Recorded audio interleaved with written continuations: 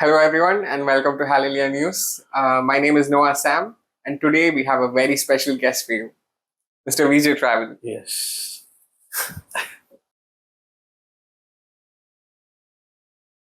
നമ്മൾ general convention നടത്തി ഇങ്ങനെ പോവാ പോയിക്കൊണ്ടേയിരിക്കുക.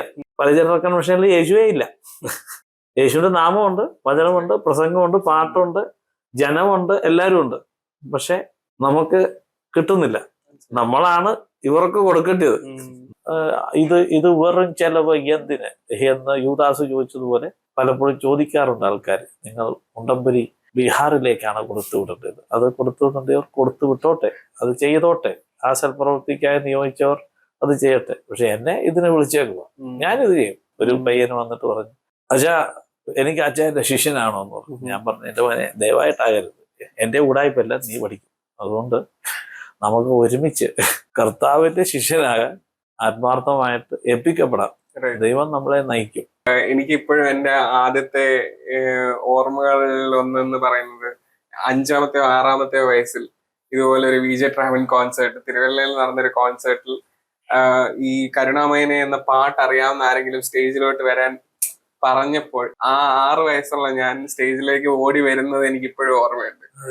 അന്ന് സ്റ്റേജിൽ കയറി താങ്കളുടെ കൂടെ ആ പാട്ട് പാടാൻ സാധിച്ചതിൽ എനിക്കിപ്പോഴും വളരെ സന്തോഷമുണ്ട്. ആ പാട്ട് കേട്ടപ്പോൾ മുതൽ, അന്ന് എനിക്ക് പ്രായം വളരെ കുറവാണെങ്കിലും ആ പാട്ട് എന്നെ വല്ലാതെ അഫക്റ്റ് ചെയ്യുന്നത് എനിക്ക് ഓർമ്മയുണ്ട്.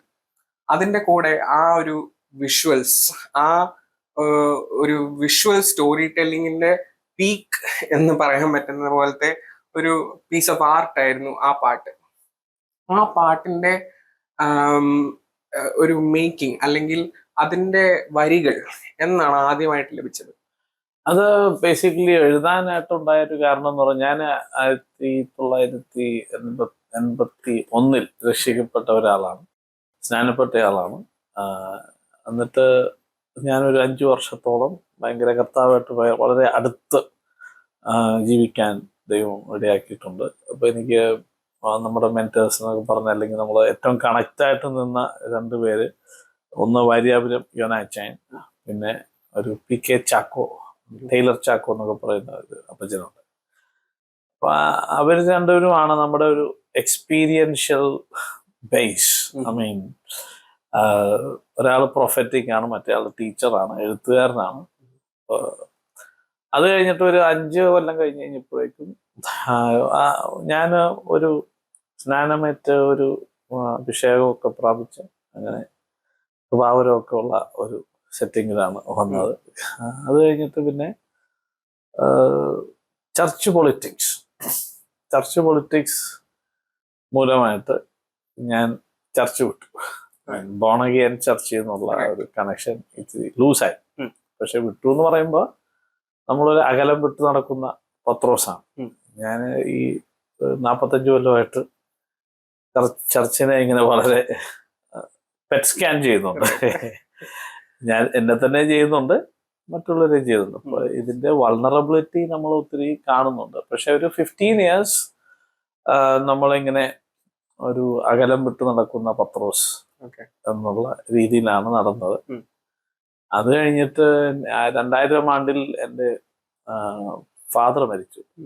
പിതാവിന്റെ അപ്പച്ചന്റെ ഒരു വലിയ ആഗ്രഹമായിരുന്നു, I should only sing for the Lord. I should only use my voice for the Lord. അപ്പോൾ പക്ഷെ അതിന് we need to resurrender our heart for the Lord.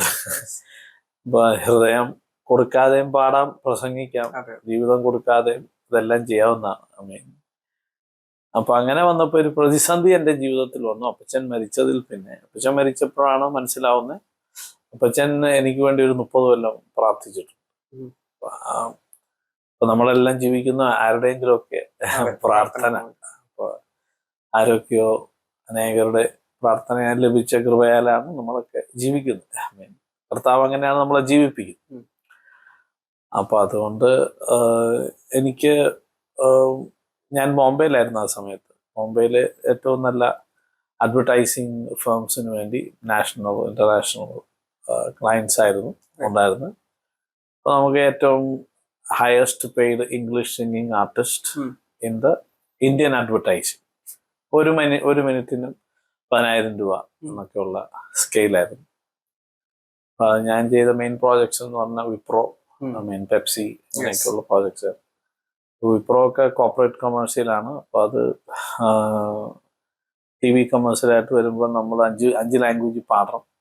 പിന്നെ നമ്മുടെ കോമ്പോസിഷനാണ്, പാട്ടാണ്. അപ്പൊ അതിനൊക്കെ അന്ന് 80,000 rupees ഒക്കെയാണ് പേയ്മെന്റ്.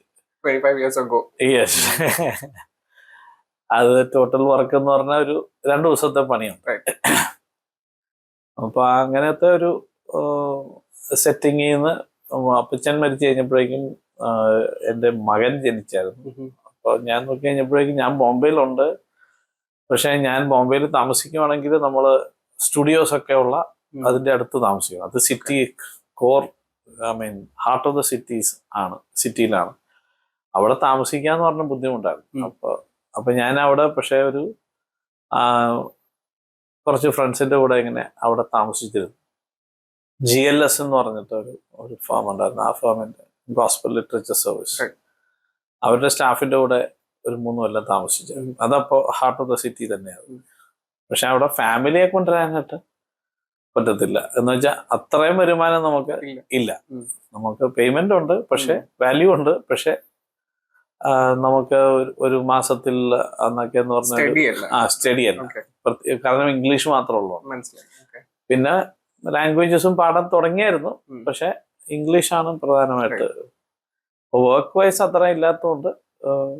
പക്ഷെ നമ്മൾ ഇപ്പൊ ഒരു വർക്ക് ചെയ്താൽ ഒരു 25,000 നമ്മുടെ കമ്പോസിങ്ങിനൊക്കെ കിട്ടുന്ന കാലഘട്ടം. പക്ഷേ അപ്പൊ ഞാൻ എറണാകുളത്തോട്ട് ഷിഫ്റ്റ് ചെയ്യാനായിട്ട് തീരുമാനിച്ചു. കാരണം അവിടെ നിന്നിട്ട് ഫാമിലി ഡിസ്കണക്ട്. അപ്പൊ നമ്മൾ തിരിച്ച് വരുമ്പോഴേക്കും നമ്മൾ നോക്കുന്ന ഉടനെ നമ്മളുണ്ടാക്കുന്ന ഫണ്ടുകളൊക്കെ ബേസിക്കലി എയർലൈന് പോവുകയാണ്. അപ്പൊ ഞാൻ എറണാകുളത്ത് പോകും. ആ സമയത്താണ് എക്സോഡസ് എന്ന് പറഞ്ഞാൽ എൻ്റെ ആദ്യത്തെ ബാൻഡ് ഒരു മിനിസ്ട്രി ആയി മാറിയായിരുന്നു. ആ മിനിസ്ട്രി ആയിട്ട് മാറിയപ്പോൾ അവരോടുകൂടെ ചേർന്ന് പ്രവർത്തിക്കാൻ തുടങ്ങിയായിരുന്നു. അപ്പോൾ ഒരു വോയിസ് വർക്ക്ഷോപ്പ് തുടങ്ങി. പിന്നെ ഈ യൂത്ത് മിനിസ്ട്രിക്കകത്ത് ഇൻവോൾവ് ആയി. അങ്ങനെ ഞാനൊരു മിനിസ്ട്രിയിലേക്ക് മടങ്ങി വന്നു. പക്ഷേ എനിക്ക് അക്യൂട്ട് ലാറിഞ്ചൈറ്റിസ് പിടിച്ചു. അക്യൂട്ട് ലാറിഞ്ചൈറ്റിസ് പിടിച്ചപ്പോൾ മെഡിസിൻസ് ഒന്നും വർക്ക് ചെയ്യാണ്ടായി. അപ്പോഴാണ് പഴയ ഇന്റിമസിയിലേക്ക്, കർത്താവുമായിട്ടുള്ള ഇന്റിമസിയിലോട്ടാണ് വീണ്ടും പഴയ ബൈബിളൊക്കെ തുറന്ന് വായിച്ചു നോക്കി. അതിനകത്ത് തന്നെ ഒത്തിരി സ്പർശിച്ച ഒരു വാക്യമാണ് അടിയൻ ഈ പൊടിയാണെന്ന് ഓർക്കണമേ, ദാവീദിന്റെ സങ്കീർത്തനത്തിലുള്ള.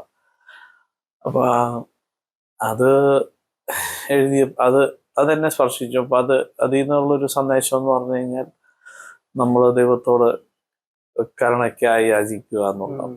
അപ്പൊ അങ്ങനെ ആ ഒരു പ്രാർത്ഥനയുടെ ആഴത്തിൽ നിന്ന് എഴുതാൻ തുടങ്ങി. ഇപ്പൊ മലയാളം ഭയങ്കര ബുദ്ധിമുട്ടുള്ള ഒരു ഭാഷയാണ്. ഞാൻ 10ാം ക്ലാസ് വരെ മലയാളം പഠിച്ചിട്ടു. പിന്നെ പ്രീഡിയും കുസ്തിയുമാണ്. അപ്പോൾ അങ്ങനെ ഭാഷാജ്ഞാനമൊന്നുമില്ല. പിന്നെ നമ്മുടെ ക്ലാസിക് സോങ്സ് എന്നുള്ള ഒരു പഠനം. അപ്പോൾ ക്ലാസിക് സോങ്സ് നമ്മുടെ കേരള മലയാളത്തിന്റെ ഭാഷയുടെ ഭംഗി മുഴുവൻ ഉണ്ട്. അപ്പൊ അങ്ങനെ നമ്മൾ എഴുതാൻ തുടങ്ങി. ആദ്യം എഴുതിയത് ശ്രീയേശു നായക എന്ന് പറഞ്ഞ പാട്ടാണ്. അത് തന്നെ. അപ്പൊ അത് എഴുതിയപ്പോ ഇടിച്ചെറിയ നയനാൻ എന്ന് പറഞ്ഞ ഡോക്ടർ ഇടിച്ചെറിയ നയനാൻ, അത് ഞങ്ങളുടെ ചർച്ചിൽ വന്നിട്ടുണ്ടായിരുന്നു, യൂത്ത് മീറ്റിങ്ങിൽ വന്നായിരുന്നു. അപ്പൊ അന്നാണ് ഞാൻ ആദ്യം പാടുന്നത്. അപ്പൊ അത് പാടിയപ്പോ ആദിവാസൻ ഇങ്ങനെ പുള്ളിയുടെ പ്രസംഗത്തിന്റെ അവസാനത്തിൽ അദ്ദേഹം പറഞ്ഞു, വിജു ഒന്നുകൂടെ വന്ന് ആ പാട്ട് പാടും. എന്നിട്ട് ക്രൗഡിനോട് പറഞ്ഞു, ഓഡിയൻസിനോട് പറഞ്ഞു, നിങ്ങളെ ഇതിന്റെ വരികൾ സ്പർശിച്ചാൽ നിങ്ങൾ സ്പർശിക്കുന്നതിനനുസരിച്ച് എഴുന്നേറ്റ് നിൽക്കണം. അപ്പോ ഞാൻ നോക്കിയപ്പോൾ ആദ്യത്തെ വരി പാടിയപ്പോ ഒരു 10 പേര് എഴുതി, അടുത്ത അതിനകത്ത് ഒരു 10 പേര് എഴുതി, അടുത്തത് ഒരു 5 പേര് എഴുതി, പിന്നെ ഒരു 8 പേര് എഴുതി. പാട്ടിന്റെ അവസാനം എപ്പോഴേക്കും മുഴുവൻ സഭ എണീറ്റ്. അതെനിക്കൊരു ഐ ഓപ്പണർ ആയിരുന്നു. God has gifted me this skill എന്നുള്ള right skilfully, play skilfully, sings skilfully, ഇതെല്ലാം ഭയങ്കര ഇമ്പോർട്ടന്റ് ആണ്. ഇപ്പോഴൊക്കെ AI ആണല്ലോ, AI ഇല്ല. അപ്പൊ HI ആണ് AI-യെക്കാട്ടി സുപ്പീരിയർ. ഇന്നിപ്പോ പിള്ളേർക്ക് AI എന്ന് പറഞ്ഞ് നടക്കുവാണ്. പക്ഷെ വേഗം തന്നെ HI ഇതുകൊണ്ട് ഇംപ്രൂവ് ആയി ഒരു സുപ്പീരിയർ തലത്തിലേക്ക് പോകുമ്പോൾ HI ആണ് AI ഉണ്ടാക്കിയത്, ഹ്യൂമൻ ഇന്റലിജൻസ്. അപ്പൊ ഹ്യൂമൻ ഇന്റലിജൻസ് ആണ് സുപ്പീരിയർ, കർത്താവാണ് ഉണ്ടാക്കിയത്. AI മനുഷ്യനാണ് ഉണ്ടാക്കിയത്. പക്ഷെ AI ഇപ്പൊ ഒരു ഹെൽപ്പാണ്, എഴുതുന്നവർക്കെല്ലാം ഹെൽപ്പാണ്. പക്ഷെ സംസാരിക്കുമ്പോ AI ഇല്ല. അപ്പൊ എഴുതുമ്പോ ഉണ്ട്. അപ്പൊ ഇതിനെ ഓവറായിട്ട് ഡെവലപ്മെന്റൽ പ്രോസസ്സിന് ഉപയോഗിച്ചില്ലെങ്കിൽ മണ്ടത്തരമാണ്, പുഴത്തരമായിരിക്കും കാണിക്കുന്നത്. നമ്മൾ എഴുന്നേറ്റ് വെക്കുമ്പോ ബബ്ബ അടിക്കും, അന്നേരം AI ഹെൽപ്പ് ചെയ്യത്തില്ല. പിന്നെ അങ്ങനെ സംസാരിക്കുന്നവർക്കുള്ള AI ചിലപ്പോ വരുമായിരിക്കും, നമുക്ക് അറിഞ്ഞൂടാ. ഇനി ആ പാട്ടിനെ പറ്റി ഒരു ചോദ്യങ്ങളുണ്ട്, അതിന്റെ വീഡിയോ പ്രൊഡക്ഷൻ. സോ അതുപോലെ ഒരു വീഡിയോ എനിക്ക് തോന്നുന്നില്ല ഈ ക്രിസ്ത്യൻ മലയാളം ഗോസ്പൽ രംഗത്ത് അതുപോലെ ഒരു വീഡിയോ പിന്നെ ഉണ്ടായിട്ടില്ല. സോ കാലത്തിന് മുമ്പേ സഞ്ചരിച്ച ഒരു വിഷ്വൽ സ്റ്റോറി ടെല്ലിംഗ് രീതിയിൽ അന്ന് എന്താണ് അങ്ങനെ ഒരു വീഡിയോ ചെയ്യാൻ ഇൻസ്പിറേഷൻ കിട്ടിയത്? ഞാൻ ഈ പാട്ട് എഴുതി കഴിഞ്ഞപ്പോഴേക്കും എൻ്റെ ഒരു വിചാരം, കർത്താവെ ഈ പാട്ടുകള് ക്ലാസിക് സോങ്സ് പോലെ, ടൈംലെസ് സോങ്സ്, PV തൊമ്മി, അപ്പൊ വന്ദനമേശുപാര, അതൊക്കെ ടെക്സ്റ്റ് ബുക്കാണ്. PV തൊമ്മിയുടെ എല്ലാ പാട്ടുകളും സംഗീത ലോകത്ത്, ക്രിസ്തീയ സംഗീത ലോകത്ത് പാട്ട് എഴുതുന്നവരും കമ്പോസ് ചെയ്യുന്നവരും പഠിക്കാനുള്ള ടെക്സ്റ്റുകളാണ്, യൂണിവേഴ്സിറ്റി ടെക്സ്റ്റായിട്ട് ഞാൻ പറയും. കാരണം എങ്ങോട്ട് വേണമെങ്കിലും ഈ പദങ്ങൾ തിരിയും, ആ ട്യൂണിന് അനുസരിച്ച് ഒരു മഹാത്ഭുതമാരിയാണ് എനിക്ക്. അതുപോലെ തന്നെ ME ചെറിയാൻ എന്ന് പറഞ്ഞ ഒരു വാസുണ്ട്. അത് KV സൈമൺ സാറിന്റെ ഉണ്ട്, പക്ഷെ നമുക്കൊക്കെ മനസ്സിലാകാത്ത ഭാഷയാണ്. നമ്മളൊക്കെ സാധാരണ ആൾക്കാരാണ്, പക്ഷെ മറ്റവരുടെ ഭാഷ എല്ലാവർക്കും മനസ്സിലാവും. അപ്പൊ എഴുതാൻ നേരത്ത് വിഷ്വൽ പോയട്രി ആണ് ഓൾറെഡി അവരൊക്കെ എഴുതിയത്. ഉദാഹരണത്തിന് ME ചെറിയാന്റെ ഒരു പാട്ടാണ് ഒന്നേ ഉള്ള എനിക്ക് ആനന്ദമുലകിൽ. ഞാന് എനിക്കറിയാം ഈ പാട്ടെന്ന് പറഞ്ഞ് അതൊന്ന് പാടാൻ വേണ്ടി സ്റ്റുഡിയോയിൽ ചെന്നു. നമ്മുടെ ഒരു ആൽബം ഉണ്ടാക്കുമ്പോൾ പഴയ ക്ലാസിക്സ് ഉണ്ടാക്കാൻ വേണ്ടി. അപ്പൊ ഒന്നേ ഉള്ള എനിക്ക് ആനന്ദമുലകിൽ യേശുവിൻ സന്നിധി, അത് പാടുന്ന ഉടനെ ഞാൻ വിചാരിച്ച പെട്ടെന്ന് പാടാം. പക്ഷെ അവിടെ ചെന്ന് നിന്നപ്പോഴേക്കും പാട്ട് വെരി ഡിമാൻഡിങ്. ഒന്നേ ഉള്ള എനിക്ക് ആനന്ദമുലകിൽ എന്ന് പറയുമ്പോഴേക്കും, ഭാവങ്ങൾ എന്ന് പറയുമ്പോഴേക്കും ഒന്നേ ഉള്ള എനിക്കു എന്ന് പറയുന്നത് ഇറ്റ്സ് വെരി പേഴ്സണൽ. ആൻഡ് ഒന്നേ ഉള്ള എനിക്കു എന്ന് പറയാനുള്ള ഡീപ്പ് കൺവിക്ഷൻ, ഒന്നേ ഉള്ള എനിക്കു ആനന്ദമുലകിൽ. അപ്പൊ ഒന്നേ ഉള്ള എനിക്കുവിൽ കൺവിക്ഷൻ കാണിക്കണം, കോൺഫിഡൻസ് കാണിക്കണം, പേഴ്സണൽ പാഷൻ കാണിക്കണം. ആനന്ദമുലകിൽ എന്ന് പറയുമ്പോഴേക്കും ആനന്ദം കാണിക്കണം. യേശുവിൻ സന്നി, അപ്പൊ വീണ്ടും ഇന്റിമസി കാണിക്കണം. സന്നിധി എന്ന് പറയുമ്പോഴേക്കും കണക്ഷൻ കാണിക്കണം. 4 മണിക്കൂർ നിന്നിട്ട് ഒരൊറ്റ ലൈൻ പോലും പാടിയില്ല. ഞാൻ പറഞ്ഞ എന്റെ ഒരു ഔട്ട്ലുക്കിൽ. പിന്നെ പോയിട്ട് ഒരു 3 ദിവസം ഫാസ്റ്റിംഗ് എടുത്ത് പ്രാർത്ഥിച്ചു. എന്നിട്ട് മടങ്ങി വന്നിട്ട് പാടിയപ്പോ വേഗത്തിൽ പാടി. അപ്പൊ ഒരു 2-3 മണിക്കൂറിനകത്ത് പാടാൻ പറ്റും. അപ്പൊ ഇതൊക്കെ എഴുതിയത് ചുമ്മാ അവിടെ ഒരു സ്തോത്രം, ഇവിടെ ഒരു യേശുവിന്റെ പേര്, ഇവിടെ ക്രിസ്തു, അവിടെ ഒരു ഹല്ലേലൂയ ഒന്ന് ഇട്ടിട്ട് എഴുതി തീർത്തതല്ല. അതിനൊരു അസൈൻമെന്റ് കാരണം പാട്ട് എഴുതിയേക്കാം എന്ന് വിചാരിച്ച് കുറെ അക്ഷരങ്ങൾ നിരത്തി അതിലൊക്കെ ജീവിക്കുന്ന പാട്ടുകളാണ്, നമ്മളെ ജീവിപ്പിക്കും. അപ്പൊ നമ്മൾ ആ കൾച്ചറിൽ വളർന്നതുകൊണ്ട് നമുക്ക് ഇപ്പൊ മലയാളം എല്ലാ കാര്യത്തിനും ഒരു കൾച്ചറുണ്ട്. ഇതൊരു ദൈവരാജ്യത്തിന്റെ കൾച്ചറാണ്. ഹിംസിന്റെ കൾച്ചർ ദൈവരാജ്യത്തിന്റെ കൾച്ചറാണ്. അപ്പൊ അതിനകത്ത് spirit, soul and body involvement വരും. അപ്പൊ അതൊരു തലമുറ നീണ്ടു നിൽക്കുന്ന ടൈംലെസ് ക്ലാസിക് ആകണം എന്ന് വിചാരിച്ചിട്ട് സ്ക്രിപ്ചറൽ ആയിരിക്കണം, സ്ക്രിപ്ചർ ബേസ് ആയിരിക്കണം, യേശു സെന്റേർഡ് ആയിരിക്കണം. ഞാൻ പാട്ട് എഴുതുമ്പോൾ എപ്പോഴും കോറസിൽ യേശുവിന്റെ പേര് വേണമെന്ന് എനിക്കൊരു നിർബന്ധമുണ്ട്. അല്ലെങ്കിൽ പാട്ടിൽ വളരെ സിഗ്നിഫിക്കൻ്റ് ആയിട്ട്, ഞാൻ എഴുതുന്ന ഈ രീതി മാത്രമാണ് ഒരു രീതിയെന്ന് പറയാൻ പറ്റത്തില്ല, പല രീതികളാണ്. എനിക്കിഷ്ടം എങ്ങനെയാണ്, ഞാൻ അഡ്വർടൈസിംഗിൽ നിന്ന് വരുന്നതുകൊണ്ട് ബ്രാൻഡിങ് ഭയങ്കര ഇമ്പോർട്ടൻ്റ്. അപ്പൊ ബ്രാൻഡിങ് നമ്മളൊരു പാട്ട് ഉണ്ടാക്കുന്നു. ഇപ്പൊ ഉണ്ണിക്കുന്നൊരു കുട വേണം, ഉമ്മ കൊടുക്കാൻ കുട വേണം, ജോൺസ് കുട എന്ന് പറയുമ്പോഴേക്കും അത് ഞാൻ അതിനകത്ത് എഴുതുകയും പിന്നെ കമ്പോസ് ചെയ്യുകയൊക്കെ ചെയ്ത വളരെ സിഗ്നിഫിക്കന്റ് ആയ അവാർഡ് വിന്നിങ് ഒരു ജിംഗിളാണ്. അപ്പൊ അതിനകത്ത് ജോൺസ് കുട എന്ന് പറയുമ്പോൾ അതാണ് branding.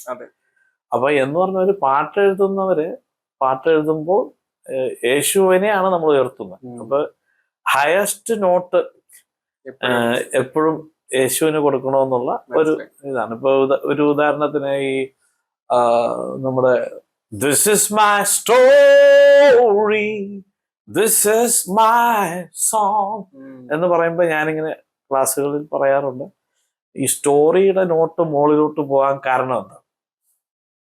എഴുതിയപ്പോ this is my story, this is my song എന്നായിരുന്നു. പക്ഷെ ദിസ് ഇസ് മൈ സ്റ്റോറി എന്ന് പറഞ്ഞപ്പോ സ്റ്റോറിക്കകത്തെ സ്റ്റോറിയിലെ ഹീറോ യേശുവാണ്. അപ്പൊ പാടുന്നയാള് പാടിയപ്പോ ഇത് പാടുമ്പോ ഇത് അറിയാതെയാണ് വരുന്നത്. പക്ഷെ ധ്യാനത്തിൽ തീകത്താൻ ഇത് മതി. ഇപ്പൊ പാട്ടുകൾ ചുമ്മാ ഇപ്പൊ ഒത്തിരി പാട്ടുകൾ ഇറങ്ങുന്നു, പക്ഷെ ഒന്നും ഇങ്ങനെ ലോങ് ലാസ്റ്റിംഗ് ആവുന്നില്ല. അതിനുള്ള ചിന്ത എഴുത്തുപുരക്കകത്ത് കയറിയിട്ടില്ല. അപ്പൊ അതിനകത്ത് കയറി ധ്യാനിച്ചു വരുമ്പോഴാണ് അതിന് സംഭവമുണ്ട്. പിന്നെ കരുണാമയൻ എഴുതുമ്പോ ഞാൻ ആദ്യത്തെ ആൽബം CD ആയിട്ട് ഇറക്കി. അത്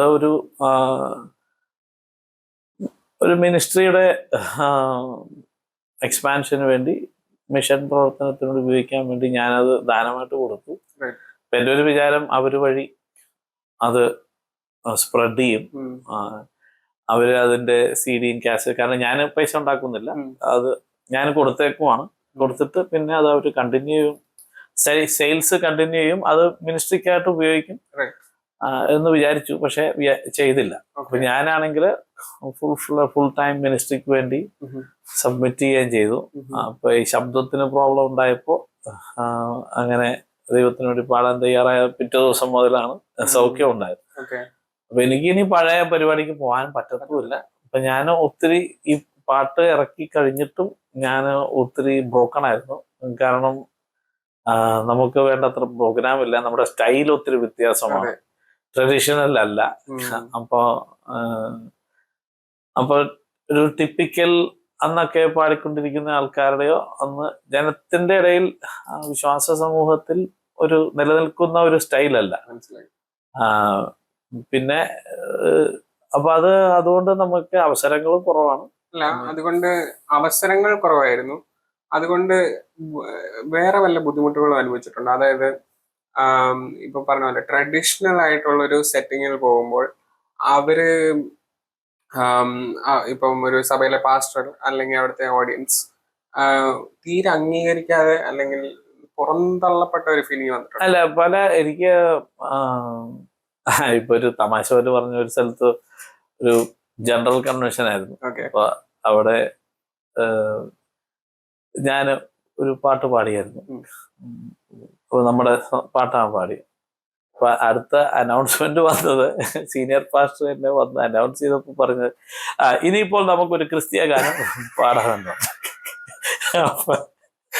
അപ്പൊ അത് ഞാൻ തന്നെയാണ് പാടേണ്ടത്.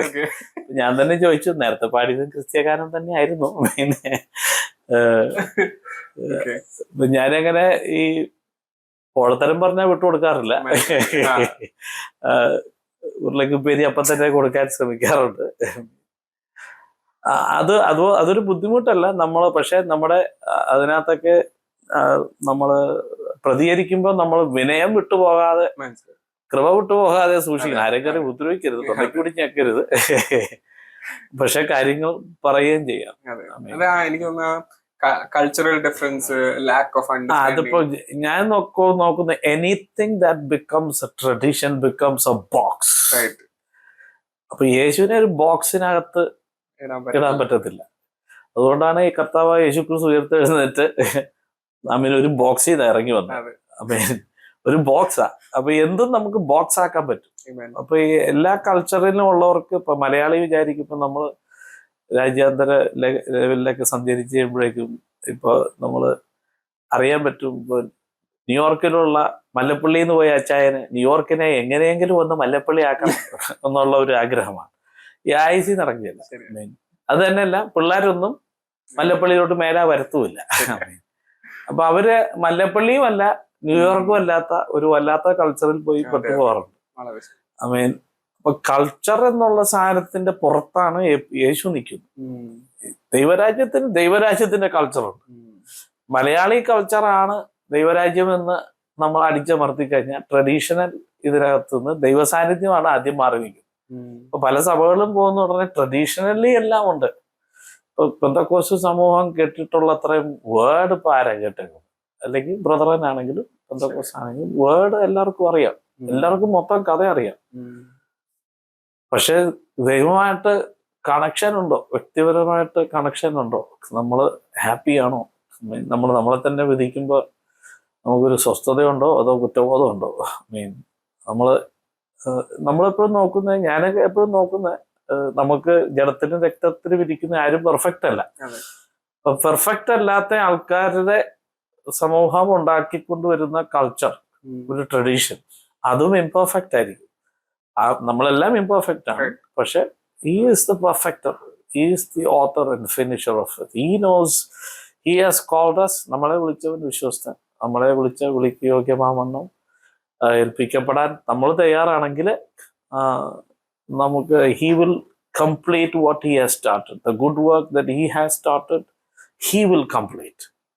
God will complete. Yeshu will complete. പക്ഷെ അതിന് നമ്മൾ നിരന്തരം ഏൽപ്പിക്കപ്പെടുക എന്നുള്ളതാണ്. ഇപ്പൊ ട്രഡീഷണൽ, പിന്നെ ഏത് ഭക്തന്റെ ജീവിതത്തിലും അല്ലെങ്കിൽ ശുശ്രൂഷകന്റെ ജീവിതത്തിലും സംഗീതജ്ഞന്റെ എല്ലാവരുടെയും ലൈഫിൽ ഈ റിജക്ഷൻ ആണ് നമ്മളെ ഷേപ്പ് ചെയ്യുന്നത്. കാരണം കഷ്ടാനുഭവങ്ങളാലാണ് പുത്രനെ ദൈവം തികഞ്ഞവനാക്കിയതെങ്കിൽ നമ്മളും ക്രിസ്തുവിൽ തികഞ്ഞവരാകാൻ സഫറിങ്ങിനെ ദൈവം അനുവദിക്കും. അപ്പൊ നമുക്ക് കുറെ കൂടി വിനയം ഉണ്ടാവും, കുറെ കൂടി കരുണ ഉണ്ടാവും, കുറെ കൂടി സൗമ്യത ഉണ്ടാവും. ഐ മീൻ, ഇപ്പൊ ഞാൻ ഈയിടെയൊക്കെ ശ്രദ്ധിക്കുന്ന ഒരു കാര്യമാണ്, ശൗല് ദാവീദിനെ മർഡർ ചെയ്യാൻ നടന്നു. അസൂയയായിരുന്നു. അസൂയയുടെ ആത്മാവ് എന്ന് പറഞ്ഞാൽ ലൂസിഫറിന്റെ ആത്മാവാണ്. ദൈവത്തോട് അസൂയ തോന്നിയവനാണ് ലൂസിഫർ. അത് പിന്നെ ലൂസിഫർ കൈനിലേക്ക് പകർന്നപ്പോൾ മർഡറസ് സ്പിരിറ്റായി. ആ സ്പിരിറ്റ് വീണ്ടും കണ്ടിന്യൂ ചെയ്തപ്പോൾ ശൗലിൽ വന്നപ്പോൾ അത് അസൂയയുടെ ഒരു മണ്ഡലമായി. അത് കൊലപാതകമാണ്. പക്ഷെ ദാവീദിനെ കുറിച്ച് ദൈവം ആഗ്രഹിക്കുന്നത് നീ ഒരിക്കലും ഒരു ശൗലാകരുതെന്നാണ്. അപ്പൊ നമ്മൾ പോകുന്ന പ്രതികൂലങ്ങളിൽ കൂടെ നമുക്ക് നമ്മളെ തന്നെ താഴ്ത്താനും നമ്മൾ ഒത്തിരി കൺസിഡറേറ്റ് ആകാനും നമ്മളെ വിമർശിക്കുന്നവരോടും വിമർശനങ്ങളെയൊക്കെ, ഇപ്പൊ ഞാനിപ്പോ ഒരു പാട്ട് എല്ലാ പ്രാവശ്യം എഴുതുമ്പോഴും ഡാഷ് മകനെ എന്ന് തുടങ്ങുന്ന ഒരു കമന്റ് യൂട്യൂബിൽ വരാറുണ്ട്, സ്ഥിരമായിട്ട് വരും.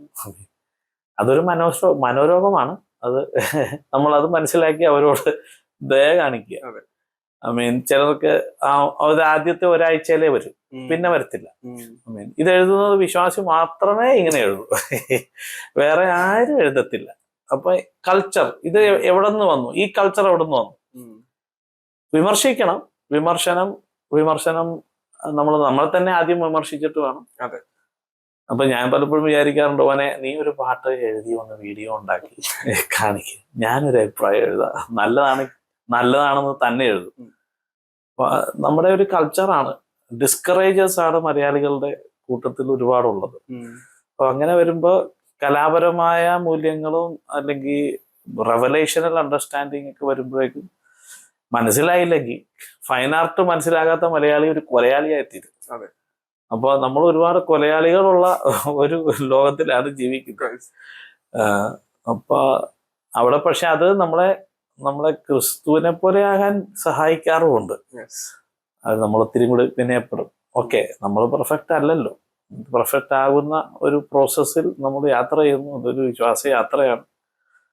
അപ്പോ ചോദിച്ച ചോദ്യത്തിന് ആൻസർ കിട്ടിയെന്നാണ് വിചാരിക്കുന്നത്. ഏറ്റവും അവസാനമായി എഴുതിയ പാട്ടാണ്? അവസാനമായിട്ട് എഴുതിയത് ഇപ്പൊ പാട്ട് എഴുതിക്കൊണ്ടേയിരിക്കും. ഇപ്പൊ റിലീസ് ചെയ്തത് ഇപ്പൊ ഇറക്കിയ ഈ ഈസ്റ്ററിനൊരു സോങ്. അത് കഴിഞ്ഞ വർഷം ഞാൻ കുറച്ച് പാട്ടുകൾ, വേറെ ആൾക്കാരുടെ പാട്ടുകൾ ഞാൻ പാടുകയും മ്യൂസിക് പ്രൊഡ്യൂസ് ചെയ്യുകയൊക്കെ ചെയ്യുന്നതിന്റെ കൂട്ടത്തിൽ എഴുതിയ ഒരു പാട്ട് വേറെ ആൾ എഴുതിയാണ്, അനൂപ് ബാലചന്ദ്രൻ എന്ന് പറഞ്ഞു. ഓക്കെ. പുള്ളി മത്തായി എഴുതിയ സുവിശേഷം 27-ാം അധ്യായം താൻ വിശ്വാസത്തിൽ വന്ന കാലഘട്ടത്തിൽ തന്നെ ഭയങ്കരമായിട്ട് മൂവ് ചെയ്തിട്ട് യേശു എനിക്ക് വേണ്ടി ഇതെല്ലാം സഹിച്ചു, അതുകൊണ്ട് ഞാൻ നിന്നെ ആരാധിക്കുമെന്നുള്ള ഒരു ത്വരയിലുള്ള പാട്ടാണ്. അപ്പൊ അതിനകത്ത് യേശു എന്തെല്ലാം സഹിച്ചു എന്ന പാട്ടിൽ കാണിക്കണം. അതായിരുന്നു പുള്ളിയുടെ ഉദ്ദേശം. അപ്പൊ പുള്ളി ഭയങ്കര എഴുത്തുകാരനോ ഒന്നും അല്ലാത്തതുകൊണ്ട് പുള്ളി അത് എഴുതിയിട്ട് പുള്ളിക്ക് തൃപ്തി ഇല്ലാത്തതുകൊണ്ട് അതങ്ങനെ വെച്ചുകൊണ്ടിരുന്നു. കഴിഞ്ഞ വർഷം എന്നെ ഏൽപ്പിച്ചു, അച്ഛാ ഇത് കംപ്ലീറ്റ് ചെയ്യണം, ഈ പാട്ടിനൊരു ഷേപ്പും ഒക്കെ നൽകി അതിനൊരു ട്യൂണൊക്കെ ഇട്ട് അച്ഛൻ പാടണം എന്ന് പറഞ്ഞപ്പോൾ ഞാൻ എഴുതാൻ തുടങ്ങി. പക്ഷെ ഞാൻ എഴുതുമ്പോഴേക്കും ഞാൻ ടോട്ടലി ഇൻവോൾവാണ്. അപ്പൊ എഴുതിയപ്പോൾ ഒരു 90% പുള്ളി എഴുതിയതും പുറത്തുപോയി. അപ്പൊ ഞാൻ പറഞ്ഞു, ഇനി ഞാൻ എഴുതിയ 100% ഞാൻ തന്നെ എഴുതിയത് വരും, അതുകൊണ്ട് മോനെ ഇത് നീ തന്നെ അങ്ങ് ചെയ്തോ, വേറെ ആരെങ്കിലും വെപ്പിച്ചോ, കുഴപ്പമില്ലാന്നോ. പക്ഷെ ഈ ഫെബ്രുവരി ലാസ്റ്റിൽ വന്നിട്ട് അദ്ദേഹം പറഞ്ഞു ഇത് ഒന്നുകൂടെ ഒന്ന് ചെയ്യണം, ഇത് അച്ഛാ ഈ ഏപ്രിലിൽ ഇറക്കണം. എൻ്റെ ഒരു ആഗ്രഹം, 20 കൊല്ലമായിട്ട് ഞാൻ ആഗ്രഹിക്കുന്ന ഒരു കാര്യമാണ്, ഇതിനകത്ത് ഒന്നുകൂടെ ഒന്നിരിക്കണം. അപ്പൊ എനിക്കൊരു ഇൻട്രസ്റ്റ് തോന്നി. അത്ഭുതം എന്ന് പറഞ്ഞ പോലെ 2 ദിവസം കൊണ്ട് അത് കംപ്ലീറ്റ് ചെയ്തു. ട്യൂണും ഉണ്ടായി. അടുത്ത 2 ദിവസം കൊണ്ട് അത് ഇംഗ്ലീഷായി. അടുത്ത ഒരാഴ്ച കൊണ്ട് അത് ഹിന്ദിയായി, തമിഴായി. പിന്നെ മാർച്ച് 10-ാം തീയതി ആയപ്പോഴേക്കും റെക്കോർഡ് ചെയ്തു. പിന്നെ 2 ആഴ്ച കഴിഞ്ഞപ്പോഴേക്കും ഒരു മേജർ ഷൂട്ട് ചെയ്തു. കരുണാമയനൊക്കെ കഴിഞ്ഞിട്ട് പിന്നെ അതുപോലെ ഇച്ചിരെങ്കിലും സിനിമാറ്റിക് ആയിട്ട് സിനിമയ്ക്ക് ഉപയോഗിക്കുന്ന ക്യാമറാസ് സീരിയസ് വേറെ ക്യാമറയാണ്, സോണി വിനീസിൽ. അപ്പൊ അത് ഇത് പറയാൻ കാരണം എന്ന് വെച്ചാൽ ആദ്യത്തെ 2 വീഡിയോ അന്തക്കാലത്ത് ചെയ്തിട്ട് പിന്നെ ഈ വക ക്യാമറകളിലൊന്നും ചെയ്യാനായിട്ട് പറ്റിയിട്ടില്ല വർഷം. അതിനുള്ള കാരണം പേട്രണേജ് ഇല്ല. ഇത് ഏതാണ്ട് വലിയ കാര്യമാണെന്ന് ആൾക്കാർക്ക് തോന്നുന്നില്ല, ഇതൊരു വേസ്റ്റ് ആണെന്നാണ് മനസ്സിലായി. അപ്പൊ ഒരു വേസ്റ്റ് ആണെന്ന് തോന്നുന്നത് യുവദാസിനാണ്. യുവദാസ് മാത്രമേ പറയത്തുള്ളൂ ഈ വെറും ചെലവ് എന്തിന്. എനിക്ക് അവിടെ ഒരു ഡൗട്ട് ഉള്ളത്, ആദ്യത്തെ 2 പാട്ടുകൾ വീഡിയോ ചെയ്തെന്ന് പറഞ്ഞു, അപ്പൊ അതിന്റെ ഫണ്ട് ആക്ച്വലി എവിടുന്ന? അതാ ഞാൻ പറഞ്ഞ ആദ്യത്തെ എനിക്കൊരു ബുദ്ധിമുട്ടുണ്ടായല്ലോ, ഞാനതൊരു മിനിസ്ട്രിക്ക് കൊടുത്തു, അവരൊരു സപ്പോർട്ടും ചെയ്യാതിരുന്നു. അത് ചെയ്യാതിരുന്നു കഴിഞ്ഞപ്പോഴേക്കും ഇനി എന്തെന്നുള്ളൊരു വല്ലാത്ത, ഇപ്പൊ ഞാനൊരു 21 ഡേ ഫാസ്റ്റിംഗ് എടുത്തു, ആദ്യമായിട്ട് 21 ഡേ ഫാസ്റ്റിംഗ് എടുത്തു. അതിന്റെ അവസാനത്തെ ദിവസത്തിൽ ഞാൻ പ്രാർത്ഥിക്കുമ്പോൾ എൻ്റെ ഉള്ളിലൊരു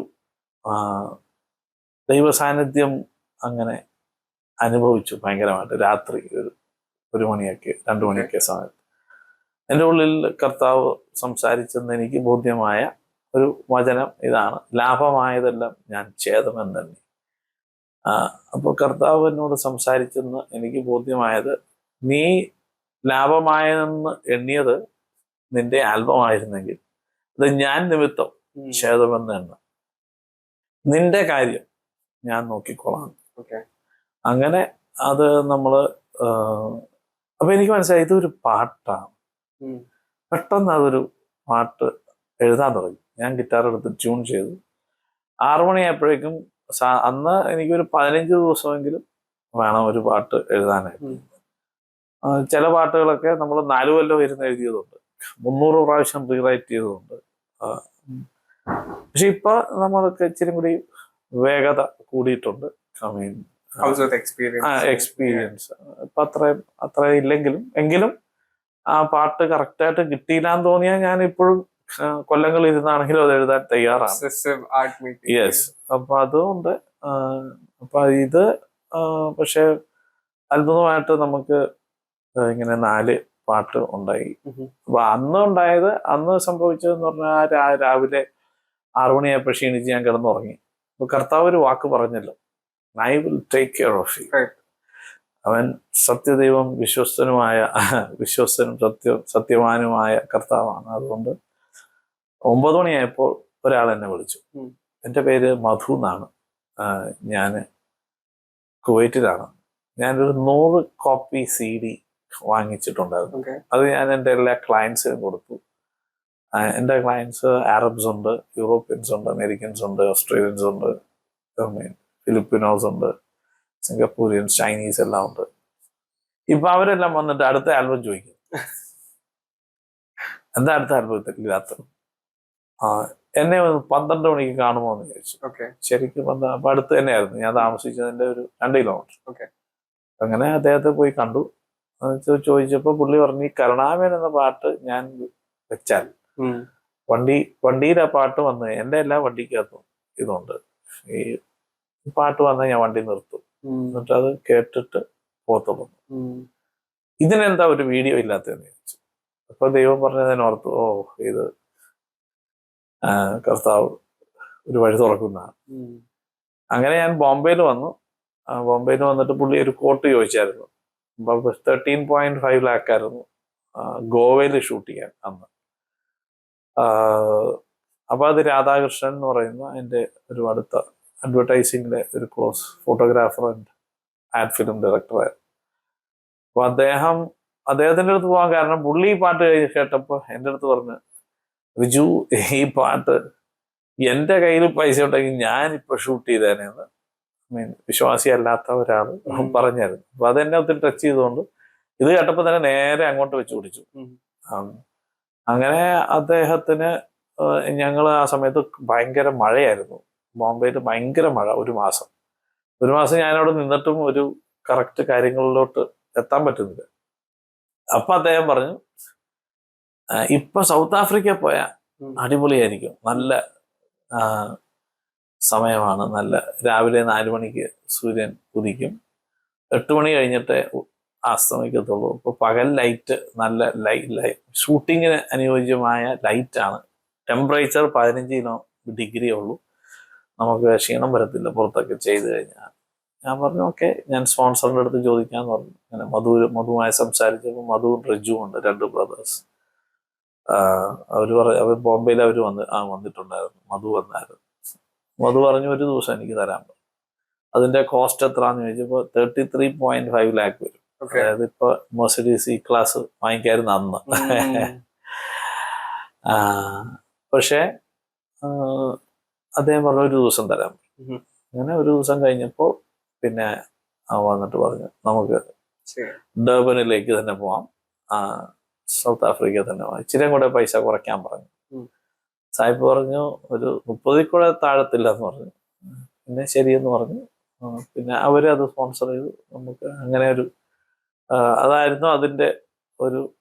എൻ്റെ ഒരു ചിന്ത എന്ന് പറഞ്ഞാൽ നമ്മൾ ചെയ്യുന്ന കാര്യം ദൈവത്തിന് വേണ്ടി ഏറ്റവും ഉന്നതമായ തലത്തിൽ നമ്മുടെ അധ്വാനം 5 അപ്പവും 2 മീനും ആണെങ്കിൽ അത് മൾട്ടിപ്ലൈ ചെയ്യാൻ കർത്താവ് തയ്യാറായാൽ ഇത് 100,000 ഗ്രാമിയൊക്കെ വേണമെങ്കിലും കിട്ടാൻ സാധ്യതയുണ്ട്.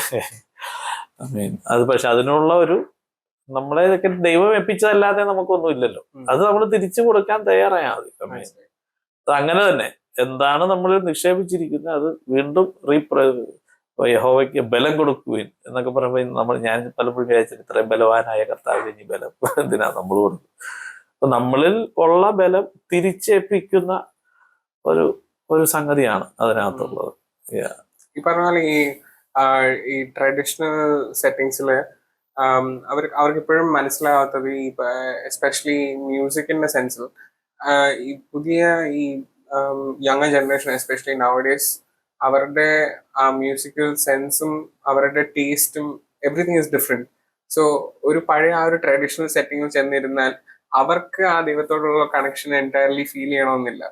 പക്ഷെ ഇതുപോലത്തെ ഈ visual poetry or like different genres, even hip hop or something new, right, അതും ദൈവത്തെ മഹത്വീകരിക്കുന്ന ഒരു രീതിയിൽ ചെയ്യുമ്പോൾ അതിനോട് കൂടുതൽ ആൾക്കാർക്ക് റിലേറ്റ് ചെയ്യാൻ പറ്റുന്നുണ്ട്, അതുമായിട്ട് കണക്ട് ചെയ്യാൻ പറ്റുന്നുണ്ട്.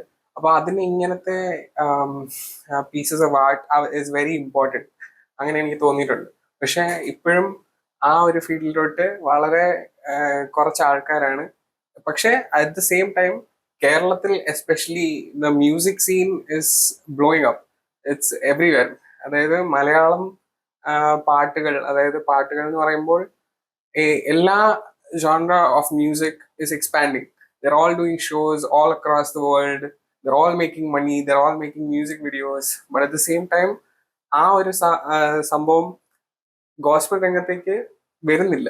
അത് ഈ ബോക്സ് ചെയ്തുകൊണ്ടാണ്. ഇത് മ്യൂസിക്കിനെ നമ്മൾ ബോക്സ് ചെയ്ത് കളഞ്ഞു. നമ്മൾ പറഞ്ഞു ഇത് ഇങ്ങനെ ആയിരിക്കണം. ഇപ്പൊ ഒരു ചർച്ചിൽ ഞാൻ പോയപ്പോ അവിടെ കീബോർഡ് ഇല്ല, പക്ഷെ ദൈവസാന്നിധ്യം ഇല്ല എന്ന് പറയാൻ പറ്റത്തില്ല. ദൈവസാന്നിധ്യം ഉണ്ട്, ഭക്തരായിട്ടുള്ള ആൾക്കാർ അവിടെ ഉണ്ട്. അപ്പം ഭക്തരായിട്ടുള്ള ആൾക്കാർക്ക് കറണ്ട് ആയിട്ടുള്ള ഫെസിലിറ്റീസിനെ ഉപയോഗിക്കാതിരിക്കാം. ഇപ്പൊ AI ഉപയോഗിക്കാതിരിക്കാം. അപ്പൊ നമുക്ക് ഉപയോഗിച്ചാൽ അതിന്റെ ഗുണമുണ്ട്, അതിനെ കംപ്ലീറ്റ് ഡിപ്പെൻഡ് ചെയ്താലും പ്രശ്നമുണ്ട്. അപ്പൊ എന്ന് പറഞ്ഞ പോലെ മ്യൂസിക്കിനെ കംപ്ലീറ്റ് ഡിപ്പെൻഡ് ചെയ്യാനായിട്ട് കൊള്ളാത്ത ഒരു സംഗതി. കാരണം മ്യൂസിക് ദൈവമല്ല. അപ്പൊ അത് പക്ഷെ മ്യൂസിക്കിന്റെ the functionality of music, what is the prime function of music എന്ന് ചോദിച്ചാൽ, one of the prime function is to help people focus. Right. അപ്പൊ ഫോക്കസ്, എന്തിനെ ഫോക്കസ് ചെയ്യണം, ആരെ ഫോക്കസ് ചെയ്യണം.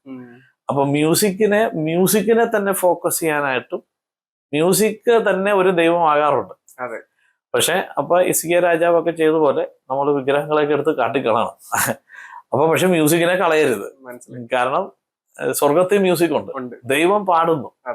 അപ്പൊ എനിക്ക് കിട്ടിയ ഒരു പ്രധാനപ്പെട്ട ഒരു റെവലേഷൻ ആണ് 22 അധ്യായത്തിൽ നമ്മുടെ സങ്കീർത്തനം 22:22, ഞാൻ സഭയിൽ നിന്റെ നാമത്തെ ഘോഷിക്കും എന്ന് പറയുന്ന ഒരു സംഭവം.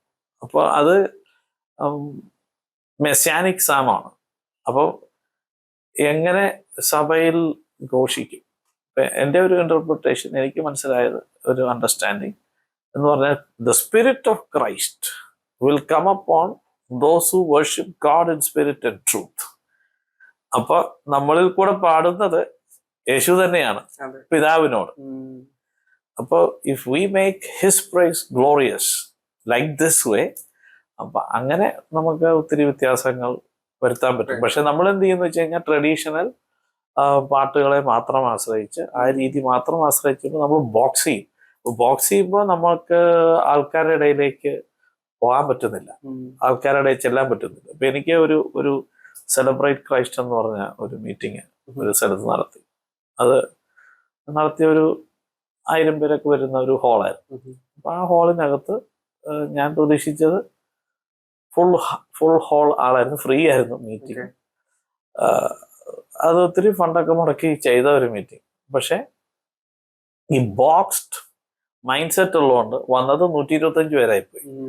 അപ്പൊ നമ്മളത് കണ്ട് ഒത്തിരി സങ്കടപ്പെട്ടപ്പോൾ എൻ്റെ കൂടെ കുറച്ച് കാത്തലിക് എന്നുള്ള പിള്ളേർ വന്നു. അവർ വന്നിട്ട് ചോദിച്ചു, ചേട്ടാ അടുത്ത പരിപാടി എവിടെ, ഞങ്ങൾക്ക് ഇത് വേണം.